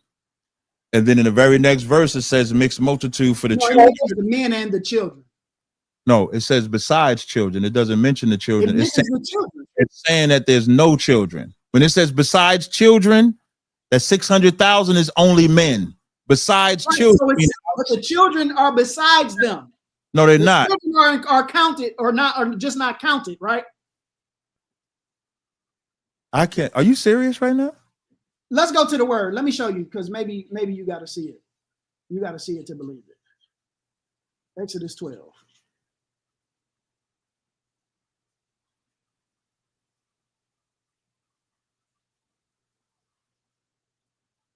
What verse was that? Yeah, I'm trying. It was crazy. Is I always try to the Exodus 12 and 37. 37, not 27. Okay. All right. Hey, we appreciate that. So the word besides is talking about alone, right? Or besides. Alone? You said that means alone? Alone, yeah. By itself, besides, apart, separation, separation, alone, right. Separation, alone, or by itself. Meaning that number 6. So the children are besides or apart from the men. Yes, right? Separated. Right. From them, though. Yeah, they're not. The children have nothing to do with the 600,000. Right. So that's the group that is apart or besides them, right? That's a group that's separated. So when I count the 600, now when you go to the next verse, right? When you go to the next verse, and this is where you said the reading comprehension thing a few times. This is where that comes into play. So besides the children, right? That's a period there, right? And a mixed multitude went up also with them. Who is the them? The them are the men, women, and children that are not a part of that 600,000. Okay, them. So the them, I'm saying the them is the children of Israel and the men, the 600 men that's on the 600,000 men that's on foot, right? So, meaning that's the troop or the army, right? Right. So the 600,000. So in Exodus 12 and 37, the 600,000 on foot, that's men. The reason why I'm saying besides children is letting you know that this 600,000 is separate from children. Right. And the so that number, wait 1 second. And so that number 600,000 only applies to the men. The mixed multitude, they're not giving a number, but that go ahead. But that mixed multitude would include the children that are not a part of that 600,000 and the women and men that are not a part of that 600,000. That's why it's a mixed multitude. It's okay, great. So now when we drop down, let's go back to Exodus Numbers 4. No, I'm sorry, numbers 11, right? All right, so now let's go back to Numbers 11. I want everybody to pay attention. He is still yet to show a nation that is taking part of the covenant to be a part of the new. Well, I already showed. I showed no nation. Listen, my understanding. Listen, my understanding of Deuteronomy 29 are those Israelites that are non-Israelites. Those strangers. Those strangers are included in the covenant. They entered in. My understanding of Deuteronomy 29:1, that covenant only went to the children of Israel. So you're using verse 1, right? But no, I used 1 and 13. Okay, great. So based on that, in Hebrews 9 and 15, when it says he is the mediator of the New Testament by means of death for the redemption of the transgressions that was under the First Testament, show me the non-Israelites that transgressed under the First Testament. Okay, part of the New Testament. Show me. Great. Okay, great. So now this is, once again, everybody pay attention. Once again, so you show me my question. No. Listen. Once again, everybody gonna see my question. My understanding is, just like Cap was giving his understanding with no evidential proof, my understanding is that these strangers are non-Israelites that entered into the covenant. As we continue reading, you don't even know who they are. It doesn't. I don't have to know. I know that they're non-Israelites. Why? Because Moabites can't come into the congregation. I know that they're non-Israelites. No, they're not. Okay, whatever. If we was to read, where did they transgress? Listen, where did they transgress? Anybody that was attached to Israel transgressed right along with Israel. No, that's the fact. Can't do that. The Lord never made a covenant. Did the Most High punish Israel for one person hiding something in their tent? Did he punish the whole people? Say it one more time. Did the Most High punish the whole army when AI had the stuff, the garments and stuff under his tent? Did he punish the whole army? You saw when Joshua with them was losing battles? Yeah. Did they punish it because of what one person did? He punished all Israel. He punished everybody that was there. Which was Israel. That was the army. Whatever. And I'm telling you, this is what I'm trying to tell you. My point. Listen, this is what I'm trying to tell you. You enhancing my point. This is what I'm trying to tell you. My understanding is, according to this verse in Deuteronomy 29, these are non-Israelites. I've established that these strangers are different. Hold on, let me finish. Right. I've established that the strangers in verse 11 are different people than all the men. I've established that it's different than all the tribe leaders and all of the elders. I've established that the strangers are different than the little ones. I've established that the wives are different from the strangers. So these strangers that are included in this are not Israelites. That's my position. So as we continue to read, verse 12 says that everybody you just mentioned should enter into covenant with the Lord their God. He is their God. Once they enter into covenant, they become his people. So when you get to verse 13, it says that he may establish thee today for a people unto himself. So this day is when he established all the men of Israel, their captains, their leaders of the tribes, their elders, their little ones, their wives, and the strangers that is with them. What strangers? The ones that were hewing the stone, the wood, and the ones that were drawing the water. Let me finish. That all of these people are entering into the covenant, that he may establish thee today for a people unto himself, that he may be unto thee a God, as he hath said unto thee. And see how it says, you said, is the strangers the ones that's non-Israelites? Are they the fathers? No, look what this says, that he may he may be a God, as he has said unto thee, comma, and as he has sworn unto thy fathers, Abraham, Isaac, and Jacob. Verse 14 is very important. Neither with you only do I make this covenant and this oath. Right. Finish. Neither with you only do I make this covenant and this oath. You have already attested and agreed that all of Israel were accounted for in verses 11 and 10. Verses 10 and 11. All of Israel, and you even threw the strangers in as Israel. So now, when we get to verse 14, it says, neither with you only do I make this covenant and this oath, but him that standeth here with us. Who is the us? To us in verse 15. Yeah, who is the us? Yeah, but so it says, but with him that standeth with us neither do I make this covenant or this oath, but with him that standeth with us this day before the Lord our God, that's Israel, and also him that is not with us this day. That is prophetic. Now all you got to do is just keep reading, for you know how you have dwelt in the land. No, you skipping. I answered the question. I said that's Israel, but neither with you only do I make this covenant and oath with you, but with him that standeth here with us before the Lord our God. I said that's Israel. Okay, so who is the people that's standing with Israel? That's all Israel. And what I'm answering, it says, verse 14 says, neither with like this. I don't think you have reading comprehension, because really your argument shouldn't be the beginning part of verse 15. It should be the latter part. And I'll tell you why.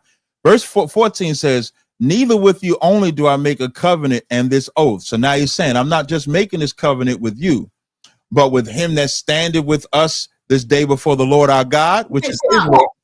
That's Israel. Hold on, stop. There are two people, there are two groups going on before you continue. There's two groups being spoken of in that verse, right? In what verse? In verse 15, it says, but with him that standeth here with us. Is that two groups? The standard with us don't represent two groups, but the whole verse does represent two groups. So if you ask the verse, when I'm saying two groups, it's the same people, but two different group types. So when group types. So what it's saying is not just y'all that are with me this day, but also them that are not with me this day. No, I'm not talking about the people that's not there. I'm talking about the ones that's there with them. So where you see, okay, so where do you see two different people? Okay, is he saying that there's people standing with them this day that are not with the us people? No, he's saying, because you got it. That's why I said, like, I can give you a comprehension class, brother, if you need it. You ain't gotta give me no comprehension class, because you ain't comprehending what's clearly being stated here. Listen, it says, you quoted verse 14. You read verse 14, and it signifies that it's something else going on. Neither with you only do I make this covenant and this oath, but with that but tells us that it's another group of people that he's making an oath with. That's what I'm saying. That's what I'm saying. Comprehension. The comprehension is, it says, neither with you only do I make this covenant with this oath. There's a semicolon. So here's the declaration. But with him that stands. Okay, who is the him that stand with the us? That's Israel. That don't make no. Come on, Captain. Let me just read the whole thing. I'm gonna just watch the comprehension. It says, but with him that standeth with us this day before the Lord our God, comma, and now you're getting the second group of people. The second group. You don't that's the third group. That's the third group. Not a third group. You being dishonest, Cap. You being dishonest, brother. That verse where it says, "But with him that standeth here with us," those are two groups, and you won't even admit it. That's the truth. They're not two groups, brother. How? So who's standing with someone else? Who's standing with somebody? When he says, "Neither do I make," here's how you know that it's not. Because the very first verse says it's only going to the first verse. We're here now. Who is the one standing with the us? There's somebody standing with the us. I'm gonna tell you what I'm gonna do. Hold on, wait 1 second. There's people standing with the us people. 1 second. No, I can't read that. So when there's not another group of people standing there. This is simple reading comprehension.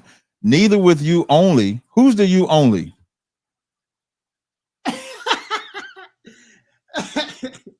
It says, neither do I make this covenant with you only. That's talking about all of the people he just named. And isn't he telling them something, right? He's about to tell them that he don't make this covenant with them only, right? You still ain't addressing the people that's with the us, Cap. I'm in 14. Us are Israelites, and there's people standing with those that are considered the us. It has to be. No. In comprehension, it has to be somebody for him to say somebody is standing here with us. The us are Israelites, so that has to mean that the other people that's standing with the Israelites are some other people. No, it's not, because when it says neither do I make this covenant, and excuse me, neither with you only do I make this covenant, but with him that standeth here us today. That's all the people that he read in the beginning of the verses. That's the hymn that it's not a new hymn. That's the hymn that all heard it, from the captains down to the strangers. And then it says, and also them that are not here with us to this day. The not here with us to this day is for the future generations. Because we know that's talking about future generations. You haven't addressed who the people are that's standing with the Israelites. That they Israelites. How? Because if you take the position that the us, excuse me, but the him is non-Israelites, then you would have to show me. Verse 16 says, for you know that ye have dwelt in the land of Egypt, and how you came with the nations you passed by, seeing their abominations. Verse 18, lest there should be among you a man or woman or family or tribe whose heart turn away from the Lord your God, our God. Israel's God is not the God of anybody else. Amos, the 3rd chapter says, you only have I known. So he's not talking to non-Israelites. To serve gods of these nations, lest there should be among you a root that beareth gall and wormwood, and it shall come to pass that he hear the words of the curse, that he bless himself in his heart, saying, I shall have peace, though I walk in the imagination of my heart, the Lord will not spare him. By you trying to say that these are non-Israelites, then you again would have to show me where non-Israelites are breaking the law outside of this covenant, because based on this text, it don't matter if they're in the land of Israel or not. They have to keep the laws of God. But you said that they only have to keep the laws of God if they're under Israel. That's what you said. Okay, once again, there was no people keeping no laws of God that were not joined to Israel. First of all, that ain't what I said. If you make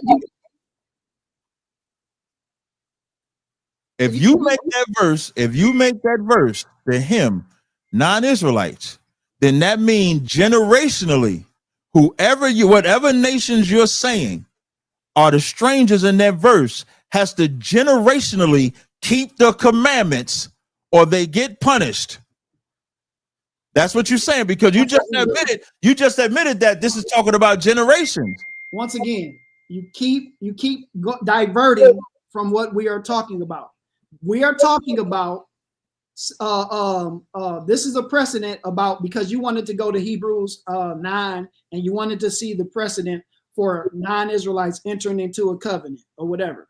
So I brought you to Deuteronomy 29 that clearly states that non-Israelites entered into the covenant. It's clear in the text that is talking about non-Israelites. Right? Because if they entered into the covenant, you got to show where they broke the covenant. Show me. Why would I have to show you that they broke the covenant? Here's why. I'm showing you that they were non-Israelites that entered into the covenant. Let me tell you why. Because in Hebrew, I'm going to read Hebrews 8:8. For finding fault with them, he saith, behold, the days come, saith the Lord. You stepping away for a second? Yeah, I'm about to use the restroom. Just, you can keep talking. Okay. No, I'll do a little promo while you go away. While we do this, right? Dwayne need to go to the bathroom, man. Probably need to go in the bathroom like Garfield did to get some help. So while I'm gonna take this minute, if y'all see my face first, this is a real belt, by the way. Let me make sure I got it up right. This is a real belt. This ain't a fake belt. I got this belt from a good brother, Tommy Sotomayor, for all the butt whippings that I've put on Christians. Now, you might see my face glowing like this, right? What I want to do, if I could do a shameless plug while we wait for Dwayne to come back, I'm gonna present my screen while we got 693 people up in this chat. Let me present my screen real fast. Let me show y'all what's got me smelling this way. I want y'all to look at this. And now y'all think I just promote my business. I promote all business. So if you look at this right here, you have Mama Sense. I'm going to put the link in the chat. Let me grab the chat. And what this focuses on, let me put this link in the chat. Hey, Mika, I think you went to my moderators.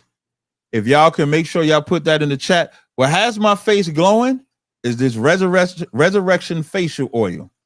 And I'm going to just read a little highlights of it. It says, our luxurious facial care products are meticulously handcrafted to nourish, rejuvenate, enhance your skin's natural radiance. From our gentle resurrection face oil to our potent resurrection face serum and lavish facial moisturizers, each product is thoughtfully formulated with love to deliver a spa experience and unparalleled results. Dive into a world of botanical extracts, powerful antioxidants, experience the transformative power of our effective formulations, and reveal your most glorious self.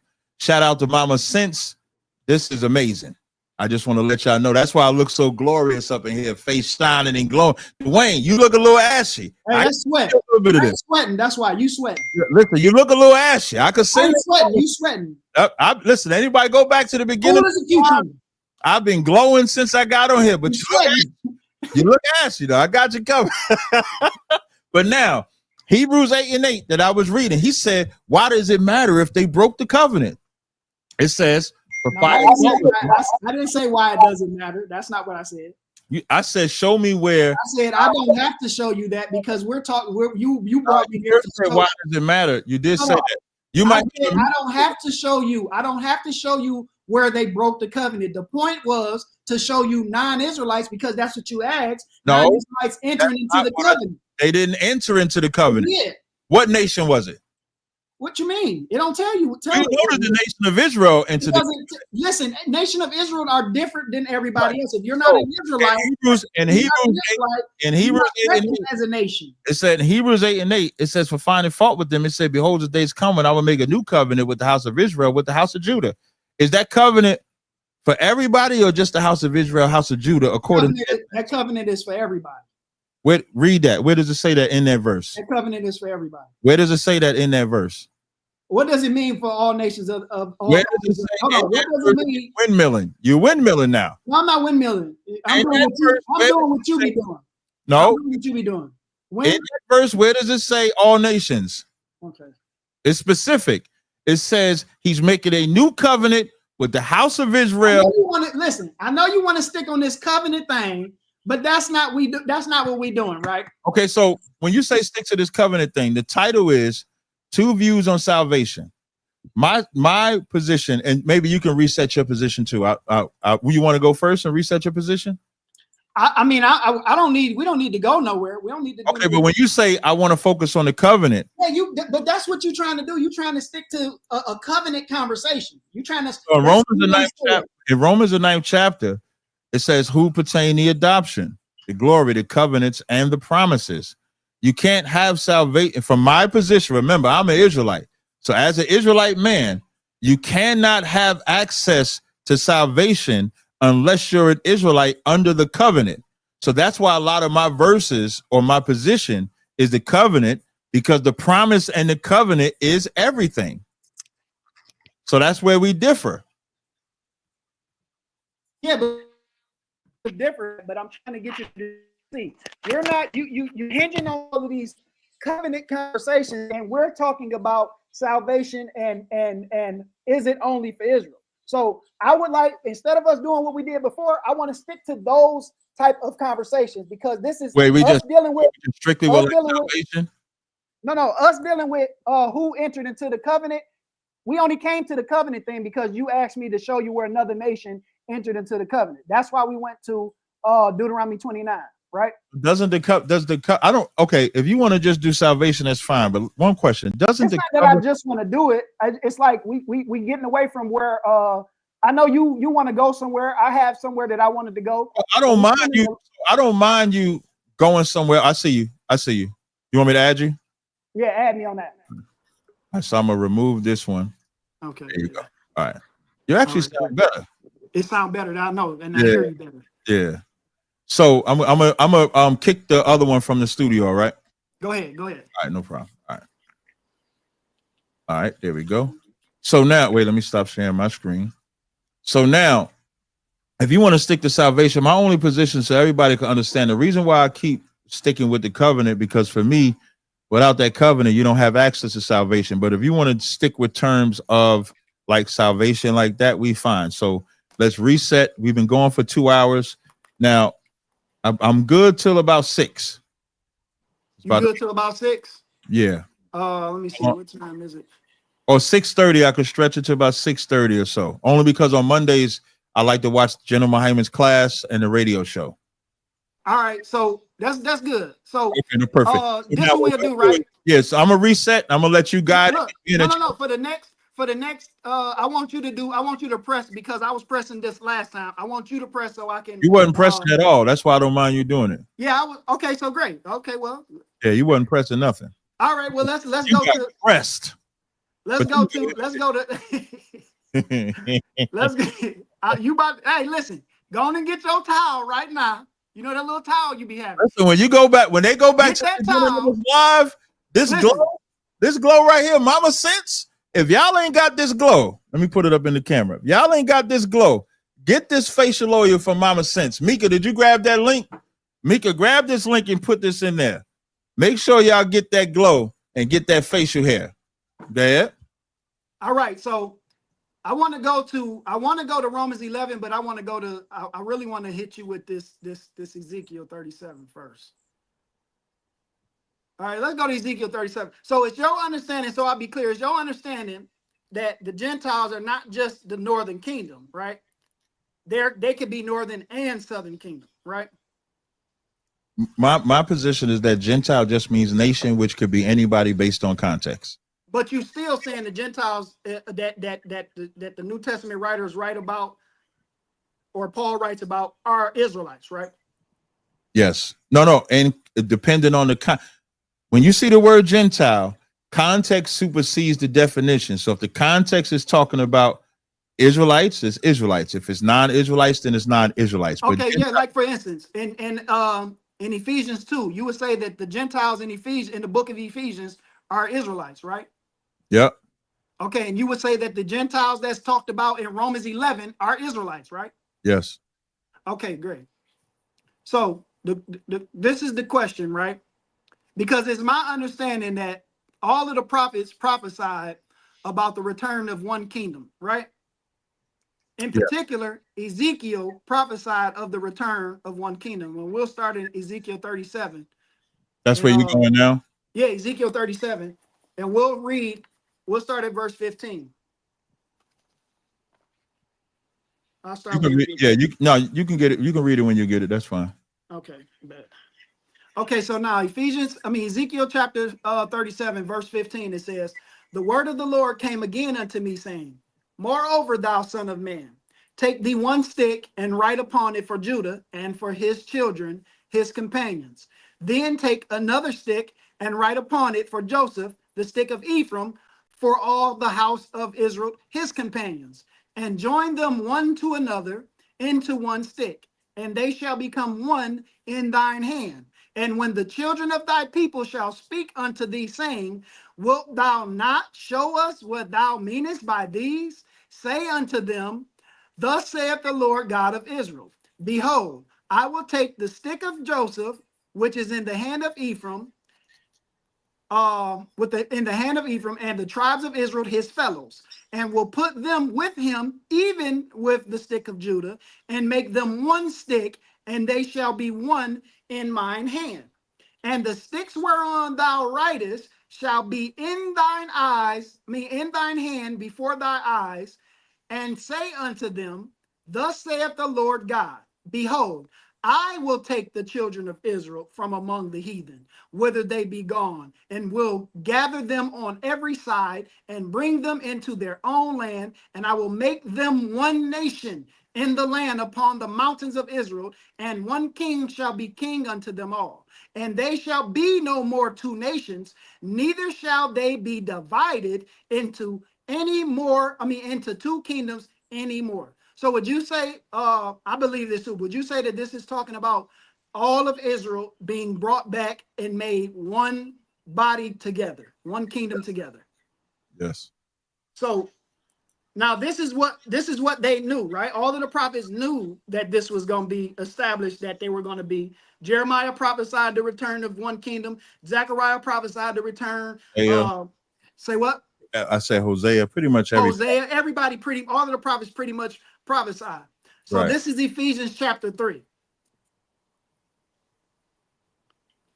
Hold on, let me turn this down.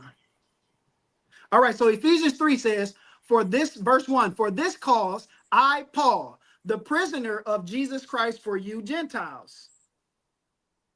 If ye have heard of the dispensation of the grace of God, which is given to me to you, ward, how that by revelation he made known unto me the mystery, as I wrote afore in few words, whereby when ye read, ye may understand my knowledge in the mystery of Christ, which in other ages was not made known unto the sons of men, as it is now revealed unto his holy apostles and prophets by the Spirit.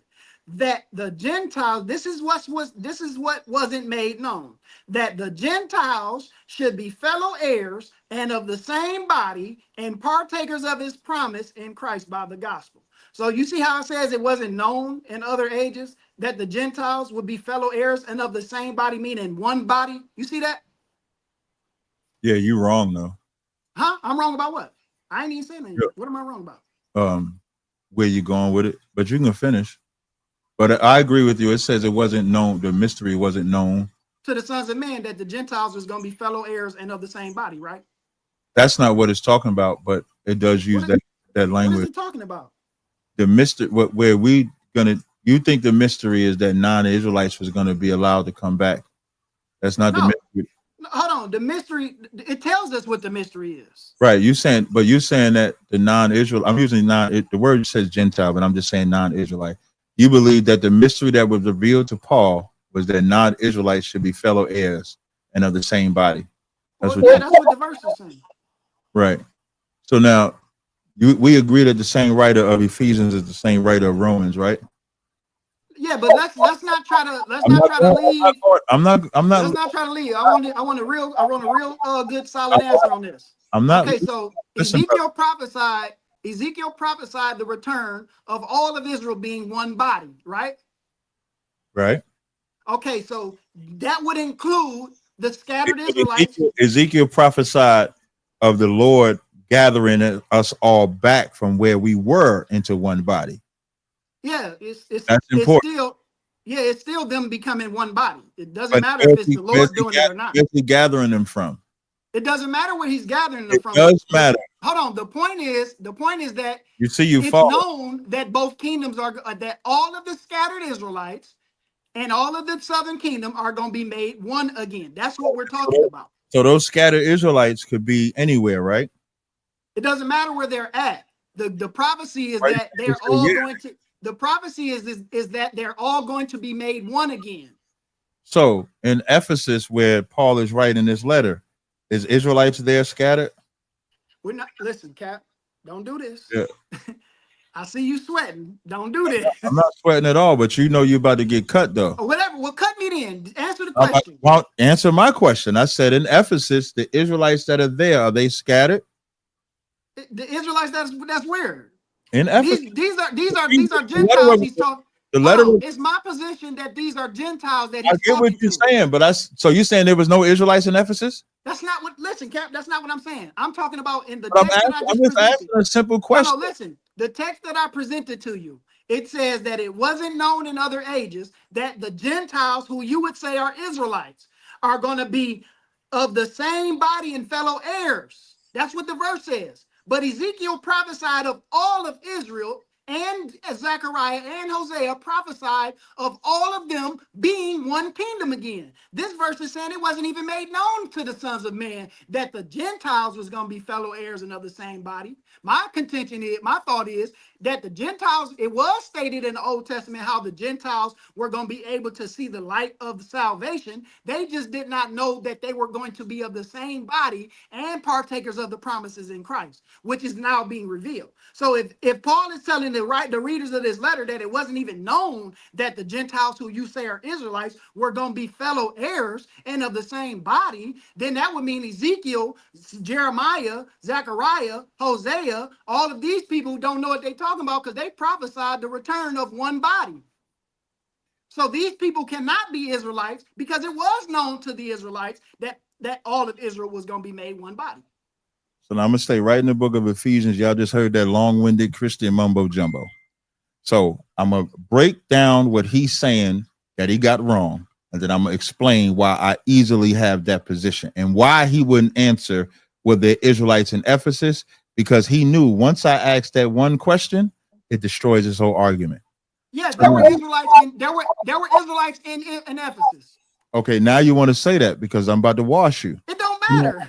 So he read Ezekiel 37 and 16 to about 23 of how the Lord was going to gather the house of Israel, the house of Judah, make them one stick. How he was going to bring them from all the nations that they were at. The only thing Ezekiel didn't know was when that was going to happen. What Daniel didn't know was when that was going to happen. That's what prophecies are. This verse tells us what wasn't made known, though. He can't even. I just said that. But he said it wasn't known when.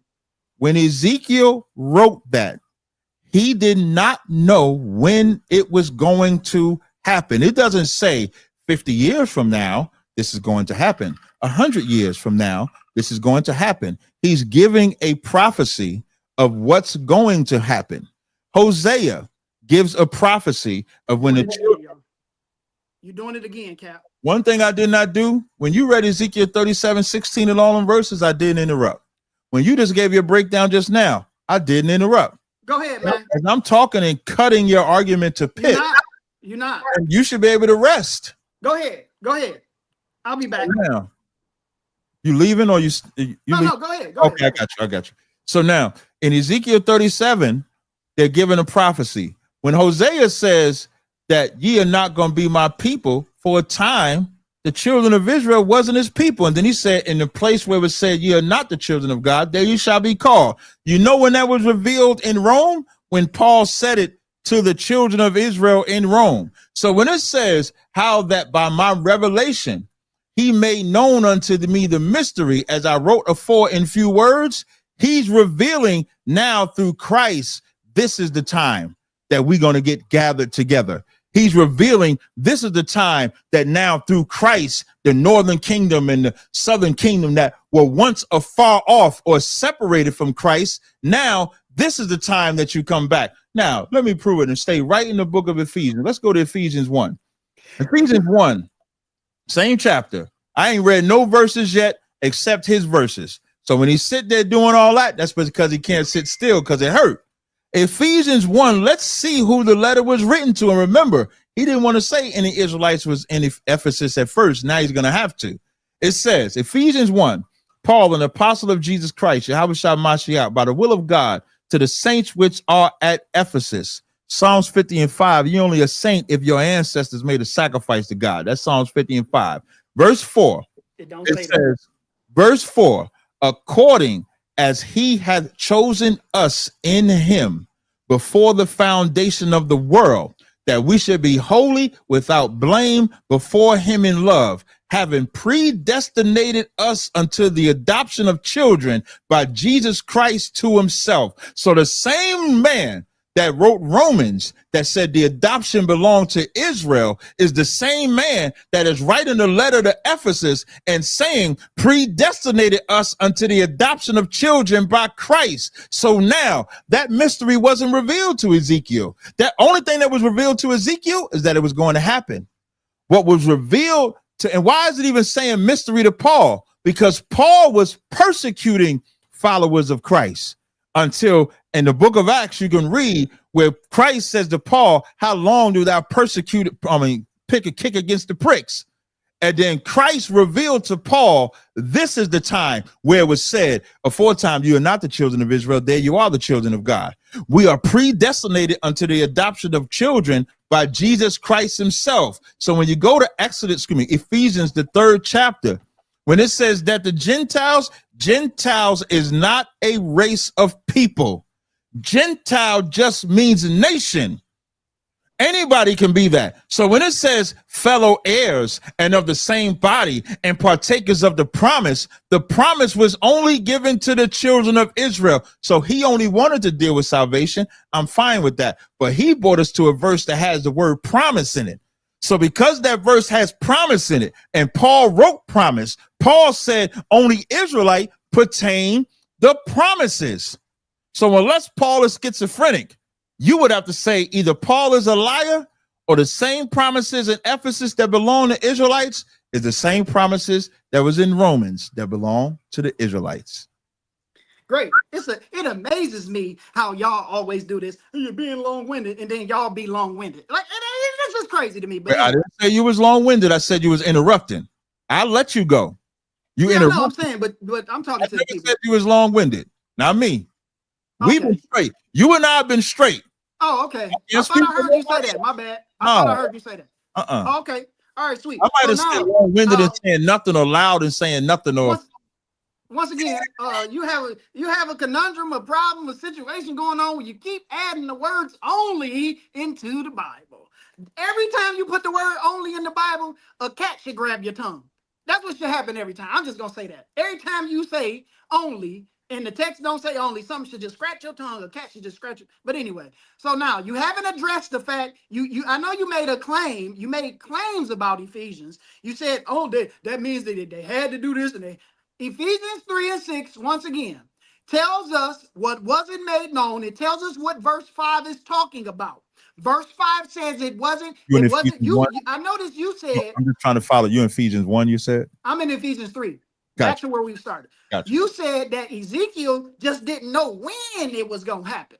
Well, Paul ain't talking about when in chapter 3 of Ephesians. He don't bring up when. He said it wasn't made known unto the sons of men that the Gentiles should be fellow heirs. He don't say it wasn't known in other ages when. He said the sons of men didn't even know in time past.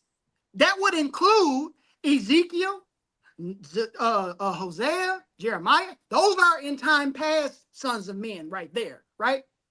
Even Ezekiel himself was called a son of man. So this is saying it wasn't even revealed to the sons of men that the Gentiles is going to be made fellow heirs and of the same body. That don't make no sense because everybody knows that Israel is one people before the kingdom split. They became two nations after the kingdom split, but they both still are partakers and fellow heirs being one kingdom together. So that was known that they were going to be fellow heirs, that the northern kingdom or the scattered Israelites are going to be brought back and be one again. That is known. The ones that are brought back and made one are fellow heirs now. They are of the same body. Ezekiel said that. Paul said that these Gentiles that he's talking about, it wasn't even known that the Gentiles, Paul knows that these Gentiles are not Israelites. Y'all just don't know. Paul knows, y'all just don't know. Even the Gentiles here don't know that they're Israelites, right? So now, what you have to answer for is not the fact that it's when it's going to happen, and that's what you answered for. I need you to answer for that it wasn't even known that they were going to be partakers of the same body and fellow heirs and get the promise. We know all of Israel, there was prophesied from the inception when the promise came that they was going to get the promise. So it was known that all of Israel was going to inherit the promise. That's what was made known. This here, what Paul is talking about, it wasn't known for the Gentiles who I have already proven are non-Israelites. The made known, I answered that when I first spoke. You said that it wasn't known when. That's what you said. That's what the made known is. But that ain't what Paul is saying in this verse. It says, in other ages was not made known unto the sons of men. Only thing they was given, as it is now revealed unto his holy apostles. So when it says apostles, because there's plural, we agree that wouldn't just be Paul. That would be all of them, right? Yeah. You would agree that. Thank you. So now, when it says was not in other ages, all Ezekiel knew was the prophecy. He didn't know when it was going to happen.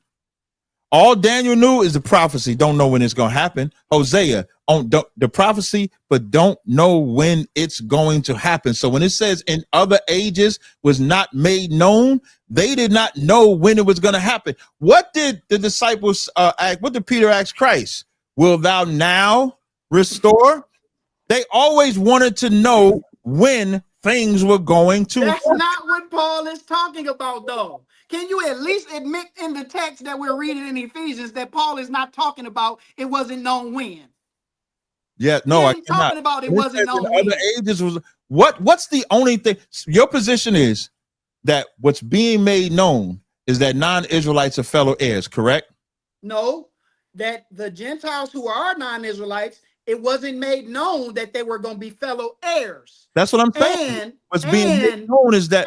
Let me repeat the question. Hold on. And of the same body and partakers of the. Was it known that all of Israel was going to be? Hold on. Was it made known that all of Israel was going to partake in the promises? It's always been known. That's what Paul is talking about. That's what Paul is talking about in Ephesus. But the time was never known. The time that it would happen was never known. That's why Paul is revealing it. He did the same thing in Romans when he says, as it saith in OC, I will call them my people, which were not my people. Hosea wrote that during Hosea's time, but it did not happen. Nobody knew when it was going to happen. Everybody was waiting for it to happen. Even the brother that saw Christ come in as a baby knew that he was going to be alive until he saw Christ. So he knew that the time happened when he saw Christ. So again, in the book of Ephesus, the first chapter, Filibustering, brother. I'm not filibustering at all. In Ephesus, the first, you know how you know who's filibustering and who's not? You interrupt yourself to find out. Listen, Cap, you're repeating yourself like you did the last time. This is what you did. This is what you did the last time. You kept repeating the same points over and over again. You haven't addressed that this don't say nothing about when it wasn't known when. It says made. Hold on, this verse don't say nothing about it wasn't made known when, though. It says in other ages was not made known. Is that talking about time? Yes or no? No, it's not talking about time. Ages is not time. Ages is not time. The best thing that you can do is so now ages ain't time. Hold on, listen. The best thing you can do is just agree with the text. You can agree that verse 6 is telling us what wasn't made known, right? Say that one more time. Can you agree that verse 6 is telling us what wasn't made known? No. Verse 6 is not telling us what wasn't made known? Verse 5 is telling you. I would start at verse 3 is telling you. Captain, you would start at a lot of places, but I'm asking you about verse 6. Verse 5 says it wasn't known in other ages. Verse 6 telling us what wasn't made known. What I'm saying is verse 3 is telling you what wasn't made known. It starts there. What? Verse 3, when it says how that by revelation he made known unto me the mystery. We agree this is when Christ met Paul, right? No. You don't think so? When he is remember Paul, hold on. I can say this because remember, Paul said he didn't even go up to Jerusalem for 3 years once. Peter. It wasn't on the road to Damascus where he revealed all of this stuff to him. When was it? Paul tells us that that he was given revelation in those 3 years, and in the 14 years he didn't go to Jerusalem. So, but he is Christ, right? Yeah. Thank you. So now how that he made that. Thank you. What does that prove? Because you think the known is in verse 5. I'm saying the known is the word known is in verse 3. Okay. Verse 3 is saying what was revealed, he made known unto him. Unto Paul. So when you verse 5 is saying what was made known. Verse 3 is telling us what was made known. What was made known? The revelation. Verse 5 is telling us, verse 5 is telling us that something wasn't made known. Verse 6 tells us what that something is, yes? Say it one more time. Verse 3 tells us what was made known, which is the revelation. Verse 5 tells us that something wasn't made known, and verse 6 tells us what that something is. I do agree with that. I do agree with all three of those. But where we disagree is when the revelation is made known to Paul, we agree that the mystery, no matter which position we take, we agree that the revelation is now is the time. Then in verse 5, it says, what in other ages was not made known. Where we disagree at is when Ezekiel is writing that, unless you're going to tell me when did that happen, that ages not made known is talking about the fulfillment of what Ezekiel wrote. What? That's what's being made known. The gathering of Christ Church. Do you agree that the gathering of Christ Church takes place now? The gathering of Christ. Wait a minute. Wait a minute. You're saying that Ezekiel, first of all, Ezekiel did know. Not only did Ezekiel know. No. He didn't. You got to make sure you focus on what I'm saying. I said know when. Not that he didn't I know you keep saying when, but when ain't the thought. It's not even nowhere in Ephesians 3. The when ain't there. No, did Ezekiel know when that was going to happen? Yes. Listen, it doesn't. No, we're not talking about when though. That's what I want you to see. That's what the verse is talking about. Ezekiel knows what Ezekiel said was going to happen. Ezekiel knows it's revealed to Ezekiel that both kingdoms are going to be one kingdom. That's made known. And also it says when the children ask, what do these things mean? Tell them what it means. So let me finish. In Ezekiel, they know. And then the Most High tells Ezekiel to tell the children, when they ask you about this, tell them too. So Ezekiel knows, and he's going to reveal it to the children, that both kingdoms are going to be made one. Did So he know the now, age that it was going to happen? in Ephesians 3, Did in Ezekiel Ephesians, know the age that it hold on, was man. going to happen? Didn't you say listening is an art? You're Didn't not you listening complain to me. about me cutting you off? You didn't. Listening is an art. What's get some art, all right? Verse 5 and 6 in Ephesians tells us this stuff wasn't made known. Ezekiel tells us that it is made known. So these Gentiles, once again, I've proven beyond a shadow of a doubt that these Gentiles are not Israelites, because if they are Israelites, Ezekiel, Jeremiah, Hosea, Zechariah, all these people are lying then, because they knew that it was going to be one kingdom again. That's what Ephesians 6 is. Did Ezekiel know did Ezekiel know the age that it was going to happen? Once again, you keep trying to hinge on things that's not in Ephesians 3. Why can't I? It is. Listen, Ephesians 3 don't say nothing about when, anything. It says, which in other ages represents time. So if you said, which in other times was not made known. So you're harping on Ezekiel writing it. I agree. Did Ezekiel know what age it was going to happen? Yes or no? No, he didn't. But that ain't what Ephesians 3 is talking about, Paul. That's the only. Listen, I don't even know my name. I ain't Paul. Now you don't even know my name. Paul, listen, Cap. Paul, hold on, Cap. Paul in verse 5 tells us about something that wasn't made known. Verse 5 doesn't tell us what that something is. Hold on, let me finish. Brother. Verse 5 doesn't tell us. Cap, you getting your behind whooped. That's why you keep interrupting. I was verse 5 is telling us, verse 5 tells us that something wasn't made known. Verse 6, you already agreed, tells us what that something is. Right. And in verse 6, it does not mention anything about when. And you keep trying to throw that in. I didn't say nothing about verse 6. Verse 5. You did. You agreed that verse 6 is telling us what the something is in verse 5. You said verse 6 says something about you said I keep saying verse 6 is talking about something when. I'm not talking about verse 6. What I'm saying is, which in other ages was not made known. Ezekiel did not know the time that what he wrote was going to happen. That's not what. Are you going to admit that? Are you going to admit that? Listen. If Ephesians, hold on. Listen, if Ephesians 3 said that, if that's what it said, what does age mean? Hold on. It wouldn't be no conversation if verse 6 wasn't. Hold on, listen. It wouldn't even be a conversation if verse 6 didn't exist in this text, right? Okay, so now verse 6, once again, you agreed. You already agreed that verse 6 is the answer for verse 5. You already agreed to that. Now let me prove. Now I'll prove it to you. So now this is Genesis 48. Let's go to Genesis 48. Since you harping on the word Gentile, let's go to Genesis. This is right on topic. This is Genesis 48 and 19. So now, just for context, Jacob is blessing Joseph's sons. Manasseh is the older, Ephraim is the younger. It's Genesis 48 and 19. And his father refused and said, I know it, my son, I know it. He shall become a people. I'm sorry, I read verse 18.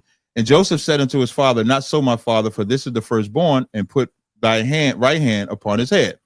Verse 19. And his father refused and said, I know it, my son, I know it. He shall become a people, and he shall be great. But truly his younger brother shall be greater than he, talking about Ephraim. And his seed shall become a multitude of nations.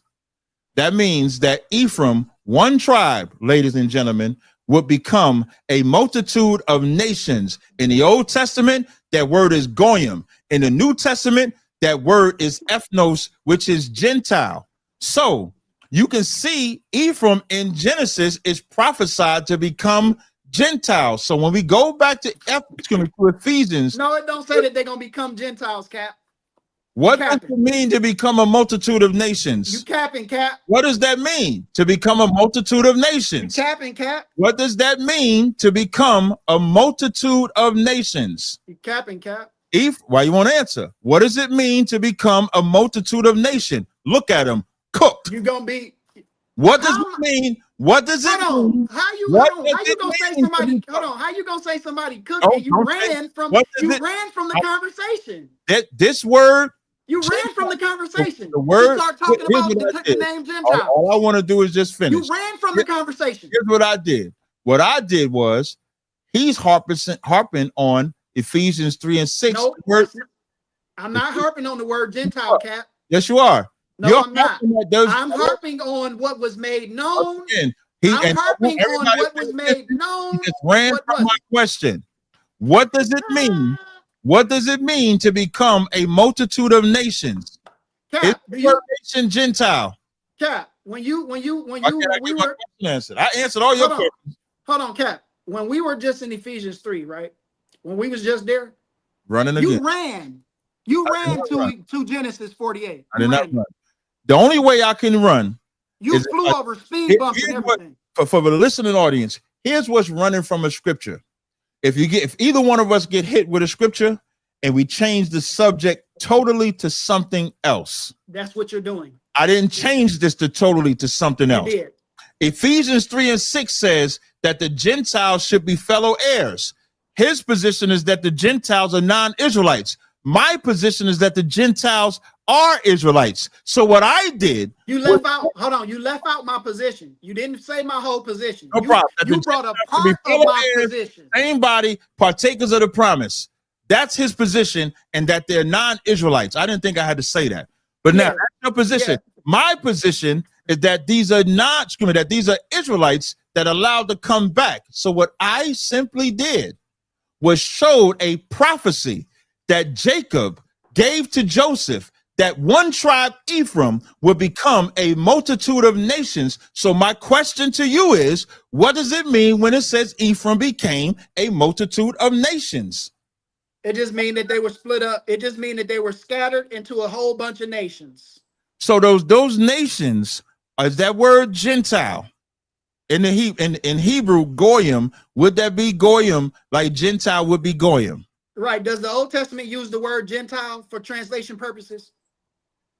It uses goyim or nation. Does it use the I'm talking about for us in English. I'm talking about for us in English. Does translators use the word Gentiles in the Old Testament? Translators use nation. They use Gentile. They use different ones. Right. So they use the word. They do use the word. Okay. So they do use the word Gentiles for translation purposes, but they didn't use the word Gentile in that verse, did they? Did it say when you become a multitude of nations, that means that one tribe is not just going to be the tribe of Ephraim. That one tribe is going to become a multitude of nations, like the text says. So now that but you're trying to equate them being called a multitude of goys. You're trying to equate that to Gentiles in Ephesians 3. And my argument is not the term. My argument is not the term Gentiles. My argument is what was made known unto these Gentiles. Hold on. My argument is what's not been made known. You keep trying to hinge on Gentiles when that's not my argument. My argument, this is why I said, hold on. This is why I said you didn't say my whole position, because you still haven't done it. My position is, remember, I went to Ezekiel 37 before I went to Ephesians 3, because I was setting you up, right? So when I went to Ezekiel, I went there for a purpose, right? When I got to Ephesians 3, my stance is that it was known that all of Israel, whether they be scattered or not scattered, are going to be one body. My argument in Ephesians 3 is that the Gentiles that it's talking about, whoever they are, it wasn't known that they were going to be of the same body. What same body? Of the tribes of Israel. That's what the text says, and that's what you haven't addressed. You keep throwing these words in like when and only, but the verse is not talking about when. It tells us in verse 6 what wasn't made known. It wasn't made known who the Gentiles, who y'all ignorantly call the Israelites. It says that it wasn't made known that the Gentiles was going to be fellow heirs and of the same body. It was made known that the Israelites and the other Israelites that were scattered were going to be one body. That's what you haven't addressed. You keep doing all this, you're giving soliloquies and trying to run from this to somewhere else because you're getting spanked. You need to take that championship belt you got that looked like it came from Goldberg and throw it in the garbage. because your battle, your win streak is done. Yeah, that's cap.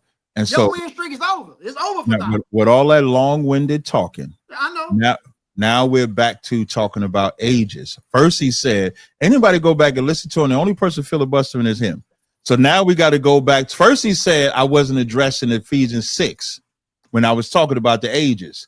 Now that I cut him to piss on the Gentiles and showed just one. If I was to go to Genesis 35:10, the Lord told Jacob that he would be a company of nations, multitude. So why is all of that important? Because now, since he want to talk about ages again, the only thing ages can talk about is argument. That's not my argument. Once again, he just said, I'm not addressing his argument. His argument is about verse 5 with the ages being known. He just said that. Now, when I go to that and I'm about to destroy it, he says, that's not my argument. You straw manning me though. You attacking something that I'm not talking about. You said Ephesians 3 and 5 is your argument about the ages not being known. Now I'm addressing that, and you're saying I'm not addressing y'all.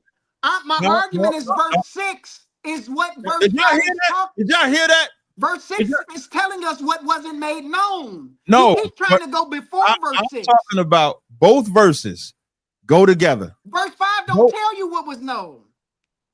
It says something wasn't known. Both verses go together. And the reason verse 5, does verse 5 tell you does verse 5 tell us what wasn't made known? Just let me answer. Does verse 5 tell us what wasn't made known? Just sit back for a second and let this sizzle in your spirit. Ephesians 3 and 5 and 6, which in other ages was not made known unto the sons of men, as it is now revealed unto the holy apostles and the prophets by the Spirit, that the Gentiles should be fellow heirs of the same body and partakers of the promise of in Christ by the gospel. Both verses will go together. So when it says in other ages was not made known, all of the prophecies, the prophecy that I just said, what Jacob just said to Joseph about Ephraim becoming a multitude of nations, that's a prophecy. The age of when it was known to be fulfilled wasn't made known during Jacob's time.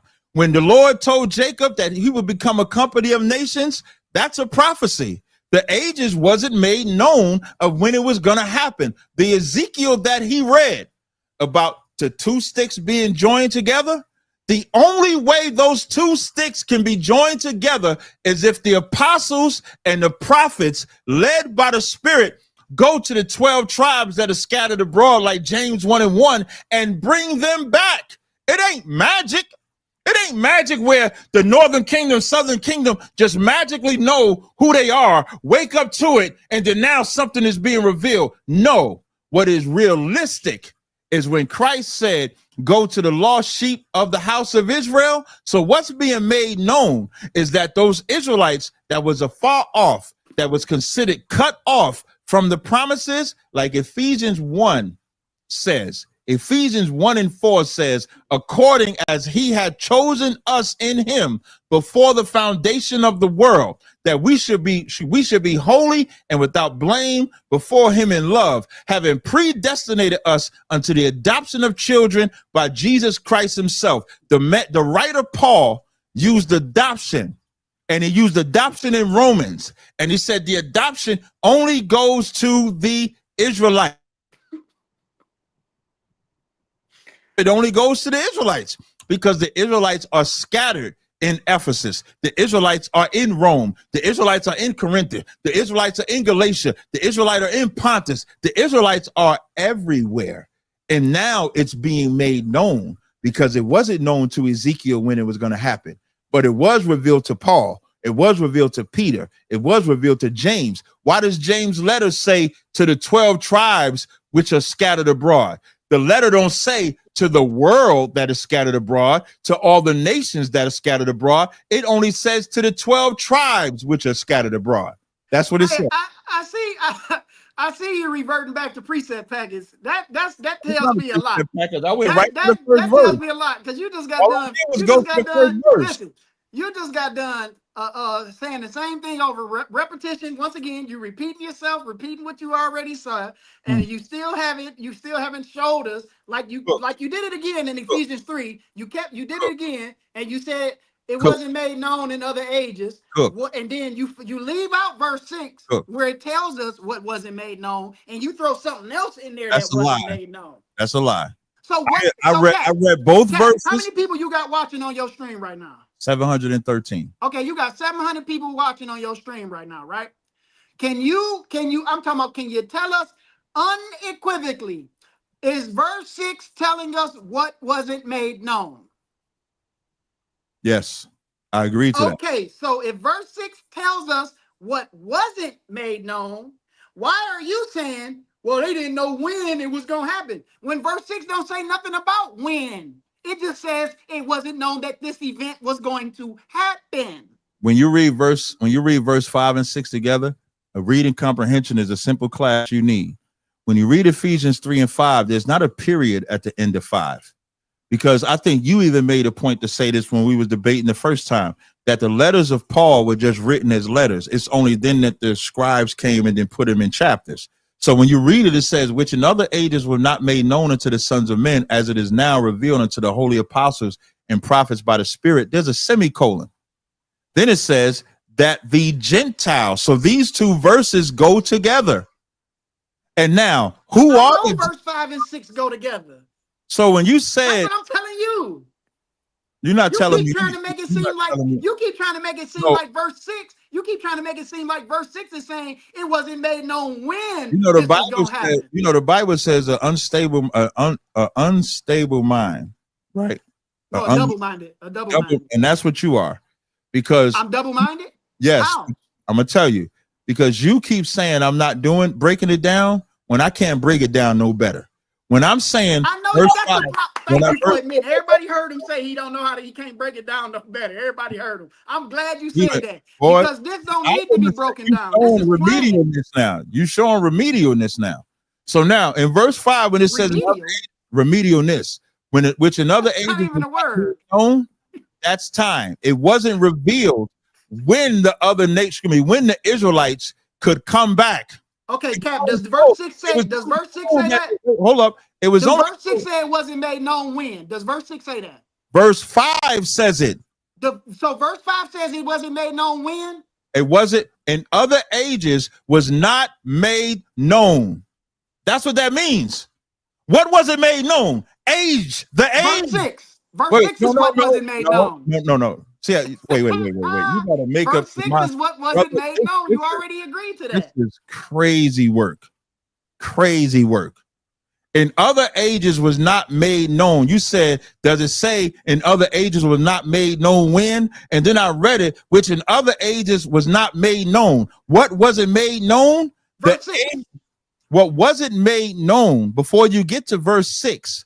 What wasn't made known was the age that it would happen in verse. Do y'all hear his? So everybody hear his exegesis. Everybody hear his exegesis on verse. They can hear everybody hear his exegesis on verse 5. He said verse 5 is telling us it wasn't made known when. Let me read verse 5 to y'all so y'all can see what this guy is saying. It says, which in other ages was not made known unto the sons of men. So in other ages, something wasn't made known unto the sons of men. But guess what?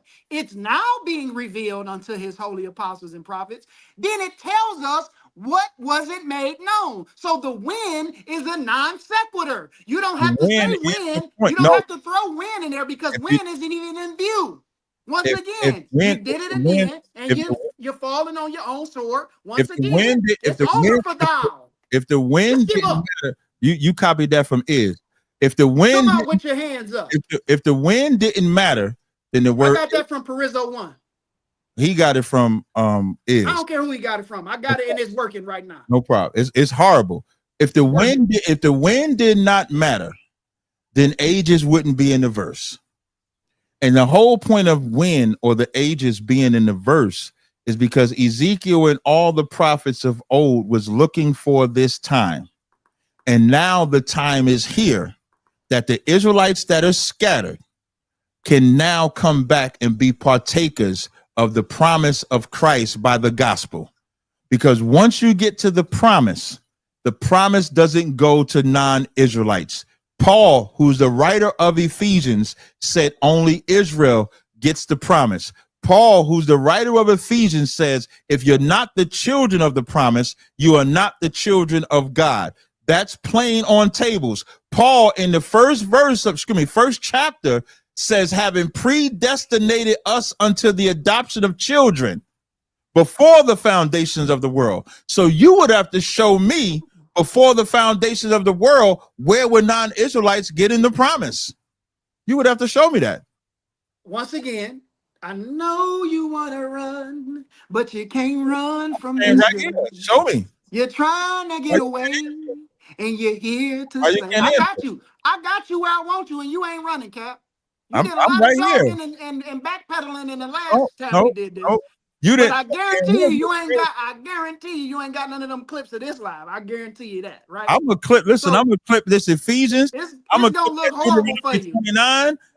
We got clips of you. Listen, this is gonna look horrible for you, Cap, because once again, you just did it again. You put when in there, and when ain't in the text. Age is in there. Age and when are the same thing. No, it's not. No, it's not, Cap. Let's Google. No, it's not. Age and when is not the same. It wasn't made known in other ages unto the sons of men, as it is now being revealed. And then it's revealed to his holy apostles and prophets by the Spirit now. And it tells us what wasn't made known in verse 6. What wasn't made known is that the Gentiles is going to be fellow heirs, who you say are Israelites. It wasn't known that Israelites was going to be fellow heirs with Israelites. It wasn't known that Israelites was going to be of the same body of Israelites. It wasn't known that Israelites was going to be partakers with Israelites. Yes, it was. Always been known. They always knew it was going to happen. Verse 5 and 6 kills your whole ideology of the Gentiles, and there's no getting around it. No, it does not. Ain't no wiggle room. No, it does not. No wiggle room. Because when you look at the word Gentile, the only argument you're trying to make, the only argument you can make is that the word Gentile means non-Israelite. That's not the only argument. I'm not even making that argument. My argument is that it wasn't made known that the northern kingdom, according to you, it wasn't known that all of Israel was going to be a part of all of Israel. That's your argument. No, that's not my argument. That's not my argument. Right. You battling something. You don't even know you said that's my argument. You said that's not my argument. I didn't say that's what you were saying. I didn't say that's what you were saying. I said that's your argument because you are saying that the Gentiles argument. That is, you said the Gentiles are Israelites. No. You said the Gentiles are Israelites. Repeat my argument again. You told everybody that these Gentiles are Israelites. Repeat according to you again. Listen, you said that these Gentiles are Israelites, right? And that would mean it wasn't known that Israelites were going to be fellow heirs with Israelites. That would mean it wasn't known that Israelites was going to be one body. That would mean that Israelites wasn't going to be partakers of the promise. That's not my argument. That's what you're saying. That is not, that's not my argument. That's what you're saying, though. That's why you fail when you debate me, because you never know my argument. My argument is that it wasn't made known when this was going to happen. That's your argument. Now, what you're doing now is trying to change your answer because you failed at establishing my argument. I said what you are showing us, what you are saying, essentially saying is when you ask me what your argument is, I have to actually give your argument. I done already said what your argument was. You was wrong, but you was listen. I already said what your argument was. You said it 1,000 times. You keep saying that it wasn't made known when this was going to happen. I've already debunked that argument. Wait, slow down. When what was going to happen? When the Gentiles, or who you say are Israelites, is going to be fellow heirs of the same body. That's your argument. Based on what? Based on verse 5. No, based on Ezekiel and them giving a prophecy. Because what you read in Ezekiel 37, you read that the Lord was going to gather the house of Israel and the house of Judah, correct? That's what Ezekiel said. He was going to, all of Israel going to be brought back into one kingdom. So that means that men would have to go to those lost sheep and wake them up, correct? Well, according to Ezekiel 37, it says, the Lord will gather them. So That's you what the think verse God, says. wait. So are you saying God gonna do it? Not the Yeah, the disciples? verse. No, I'm just quoting the verse in verbatim. It I'm says just that. asking you, and It says based on how I'm you just read quoting the that. verse. Listen, I'm just quoting the verse verbatim. It says, "I will do this. I will gather them." So you That's think what God the verse coming says. down here to do it? I'm just saying what the verse says, Cap. That's Yeah. all. You know why you won't say what it is? I'm Because just saying what the verse says, because Cap. you cut. That's why. I'm not cutting any. I'm Listen, that's not my argument anyway.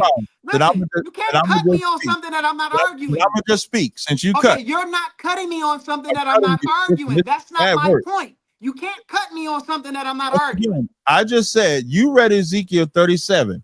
It said the Lord gonna gather Israel together back to get and make them one stick. The only way to do that, he got to go to the scattered. Somebody got to go. That's why Christ said, "Go to the lost sheep." That's why James 1:1 says to the Christ's letter to the 12 tribes that which are are scattered dispersed. abroad, not dispersed, that are scattered abroad. First Peter's 1:1 says to the strangers elect according to the foreknowledge.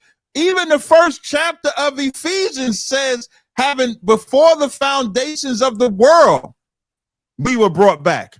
We have the promise. We have the adoption. So now, can you show me a non-Israelite back? There you go. You're doing it again.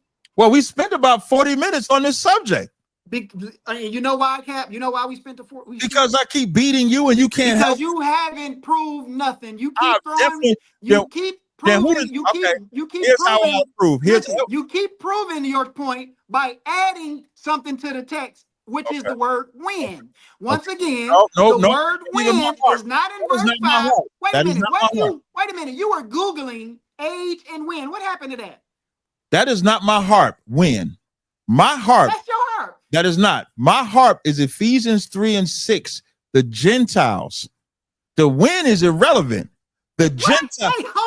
And here's how you heard him say the when is irrelevant. No, don't do that. That was your whole argument. No. When was your whole argument? The when was my argument. 1 second. The when was my argument.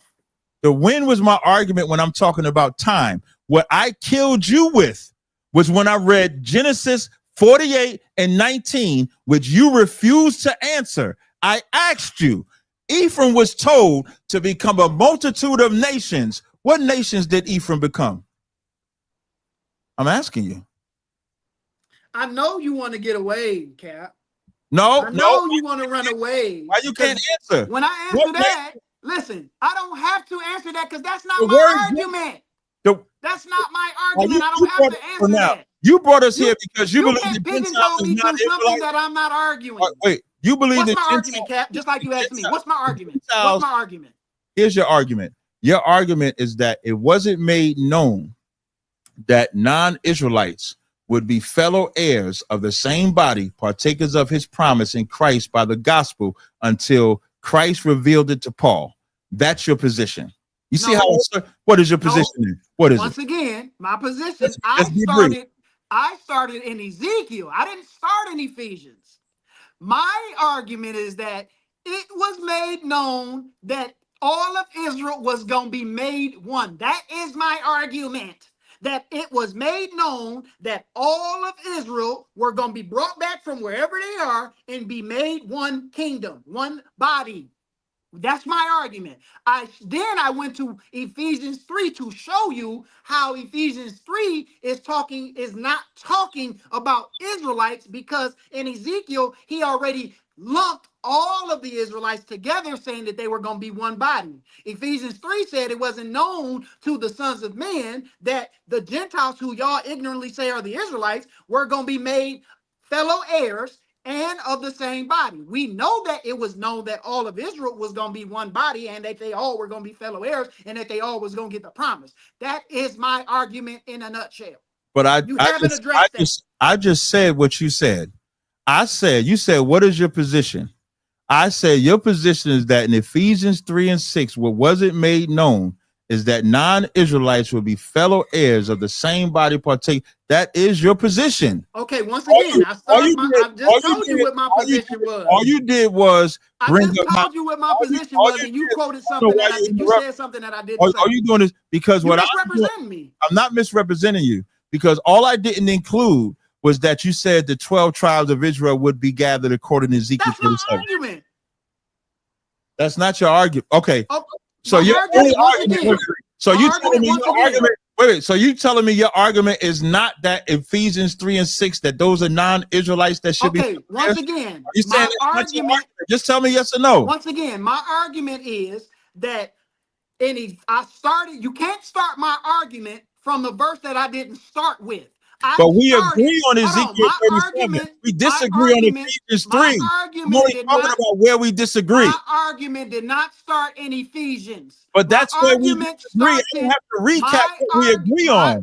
My argument started in Ezekiel 37. And Right. my argument, once again, is that it was made known that all of Israel was going to be brought back into one body. That is my argument. I went to Ephesians 3 to show you that the Gentiles, who y'all ignorantly call Israelites, it wasn't made known that these people, whoever they are, was going to be of the same body and fellow heirs and partakers of the promise. Well, the only my argument is that in Ezekiel 37, it's known that all of Israel is going to be one body. That's my argument. Right. That's what I said. And all I did was eliminate You left that out. Because we agree with Ezekiel 37. We disagree at Ephesians 3 and 6 that those Gentiles is non-Israelites. I disagree with you on that. You think that they're that's the only way your logic works, is if these Gentiles are non-Israelites. Because if you think they're Israelites, your logic don't work at all. My logic is perfect, because the only way Ezekiel 37 happens is if Paul goes to the Israelites in Ephesus, if Paul goes to the Israelites in Rome, if Paul goes to the Israelites in Corinth, unless you're telling me, here's what you want me to believe. You just said earlier, God gonna gather the Israelites. That's what you said. No, I did not. No, I did not. I said, well, the verse says, right. I said, well, the verse says, right. I said, well, the verse says, right.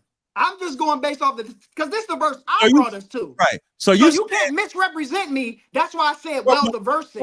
So then when the verse says God is going to gather them, does that mean he's going to send prophets to gather them, or I don't care how he's going to do it, because in Ephesians chapter 3, he ain't talking about how it's going to be done. He's not saying how it's going to be done. You said you don't care, so I can respond. He said, listen, you straw manning. You straw manning. You don't care. You straw manning because I didn't say nothing about how. So you can't throw it into my argument. No problem. My argument, once again, you answered. If you're saying that these are Israelites, you are essentially saying that it wasn't made known that the Israelites were going to be fellow heirs with the Israelites. That's what you are essentially saying. I got you. So now, this man just said he don't care how God's going to gather. What he going to hold on to, y'all? What he holding on to? I'm going to answer. So now, now, what he holding on I to? did not, when you still talking right now? Like, if we want to just be two men over talking, we can do that. So now, he said he don't care how God's going to do it. I'm going to tell you how God's going to do it. God did it by sending apostles and teachers to do the will of him. Just like he sent his son Christ to die, and then Christ set up the disciples. Paul had disciples, and they all went to teach the children of Israel. How do I know? So in Ephesians 3, when it says in other ages not known, it's talking about the time of when it was going to happen. Ephesians 3 and 6, when it says Gentiles should be fellow heirs, I've already established one tribe is a multitude of nations. He ran from that.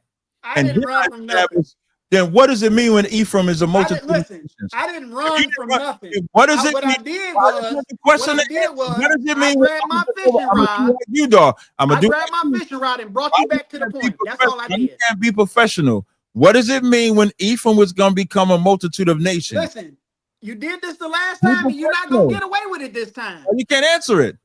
Listen, I know your tactics. This is how you cut the butter. I know your tactics, and what you want to do is you want to leave this argument so you can make a point in another argument. I'm not making what I want everybody to see. The word Gentile in this man in Ephesians 3. did not address what we're talking about. He's not addressing. He want me to give him what does it mean for nations? I'll ask you a question in Ephesus. I'll ask you a question in Ephesus. Having predestinated us unto the adoption of children. Who was adopted according to Paul? Once again, another filibuster question. I was you want to run. You want to run from Ephesians 3 because you stuck. This is in quicksand. This is the first in quicksand. And you once again, you want to leave because you in quicksand. It's the first chapter. Everybody sees this. Everybody see, right? Cap says that verse 5, he says that verse 5 is talking about it wasn't made known when. What we're going to do is be two men talking. I ask you a question. No, we're not doing that. I'm not running. We're not running to nowhere else. I'm in a running nowhere else. Chapter. Your question don't got nothing to do with my point. So you saying I can't go to the first chapter of the letter that you brought us to? Listen, your question don't have nothing to. You stuck right now. So you can't. So you can't answer that question either. You want out. You want out. You want out of the quicksand. You can't answer the question. I'm not going nowhere, Cap. We ain't going nowhere, Cap. So you're not. So you say. So here. I want you to answer these questions in this. I've answered them already. I answered them. Then we can stop. Didn't you ask me? Did you agree? Hold on. Did you agree? Did you agree that verse 6 tells us? I ain't got to agree that verse 6 tells us. I ain't got what verse 5 is talking about. I don't have to say nothing else, and neither do you. But if you already agreed that verse 6 is talking about verse 5. When I asked you about Hebrews 9 and 15, I did not have a problem with you going to Deuteronomy 29. I did not have a problem with you going to Deuteronomy 10. Are you telling me I can't read the first chapter of Ephesians? We can stop. Yeah. All praises to the Most High. The battle is over. All praises to the Most High. No sweat. You want to give this has been another Debunking Hebrew Israelites event. And once again, their leader, their captain has been annihilated. You got their captain has been annihilated. You got beat. And what he wanted to do is walk away from the argument so he can make another point. Question about Ephraim. Don't never text me, never inbox me again. Tell y'all big brother on me once, no more. You won't have big brother is crying to mommy right now in this debate. Don't tell me about him again. The proof is, and just so y'all know, Genesis 48:19, when it says multitude of nations, that is the nations in Ephesians 3. And he won't answer that. Then you can leave. You don't have to stay. You can leave.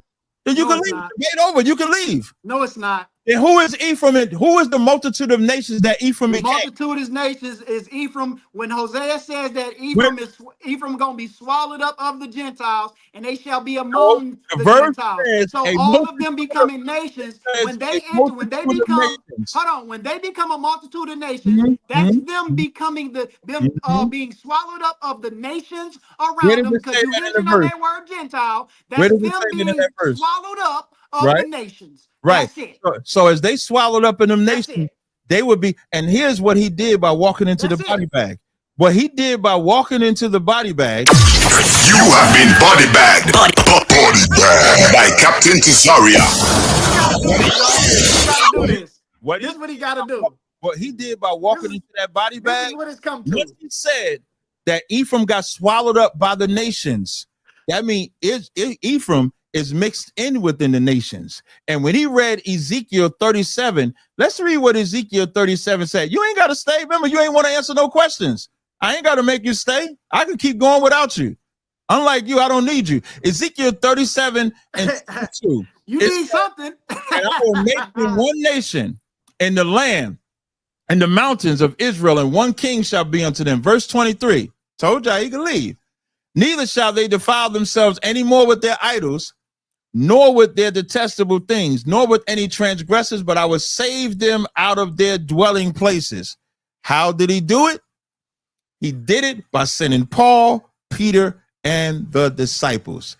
It's a sad day when a brother just can't answer questions, and a brother is just staying there writing Ephesians 3 and 9. I ain't going nowhere. I ain't going nowhere. But when we was in Hebrews 9 and 15, and he ran to his scriptures, that's the whole point of having a debate is to actually have a debate. When you get to a point where you don't want to answer questions, that's how you know you cooked. That's how you know. And once you got to Ephesians, let me get his audience out of here. Let me get his audience. We can remove his audience. Let's get the Debunking Hebrews out of there. Let's remove that Facebook audience out of there. Let's get that audience out of there. Boom. Let's get both of them audiences out of here. Now it's just my audience. That, well, I don't understand why he didn't want to read that. And the reason why he didn't want to read that, and he didn't want to address the adoption. And I'm going to show y'all why he didn't want to address the adoption, because when you go to Ephesians, let me see, I'm going to share my screen here, share screen. Let me go to window. Let's go to Eastward. Boom. Let's bring this over here. Add the stage. Let's make it just with the stage. So in Ephesians 3, which is what he was reading, this is what he was reading. Gentiles should be fellow heirs. As I teach y'all all the time, all he has to do is go to Ephesians 1. When it says, having predestinated us unto the adoption. You know why he didn't want to read that adoption? Because the same man that wrote Ephesians is the same man that wrote Romans. And when you go to Romans, it tells you Israel pertained to adoptions. So if we just do a quick throwback of what transpired in this debate, I asked him to show who had the covenant. You know what he said? I don't want to talk about the covenant. I just want to focus on salvation. Because he couldn't answer that. When I read Hebrews 8:8 to him, he said, that's all nations. Where does it say all nations? It don't say all nations.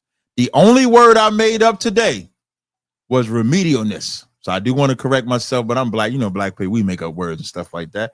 Shout out to the sister that told me to get my belt. As y'all know, this is the belt. Heavyweight champ, as always. So I appreciate y'all rocking with me. I think we in enough time. It's 6 o'clock. I got enough time. I appreciate y'all rocking with me. As I showed y'all earlier, make sure y'all get that resurrection face oil. That resurrection face oil by Mama Sense. I did put the link in the chat. Cap, he gave all the blood he had. He colored the pieces, man. That was rough. That strangers one, man. And let that be a lesson to anybody that teaches that those strangers are non-Israelites. That don't even make sense for those strangers to be non-Israelites, because then you would have to tell me where they got punished for disobeying God's commandments. You don't just take a covenant and not get the blessings and cursings. You got to show it. All right. So I appreciate y'all rocking with me, man. It was a hell of a time with y'all. Shalom.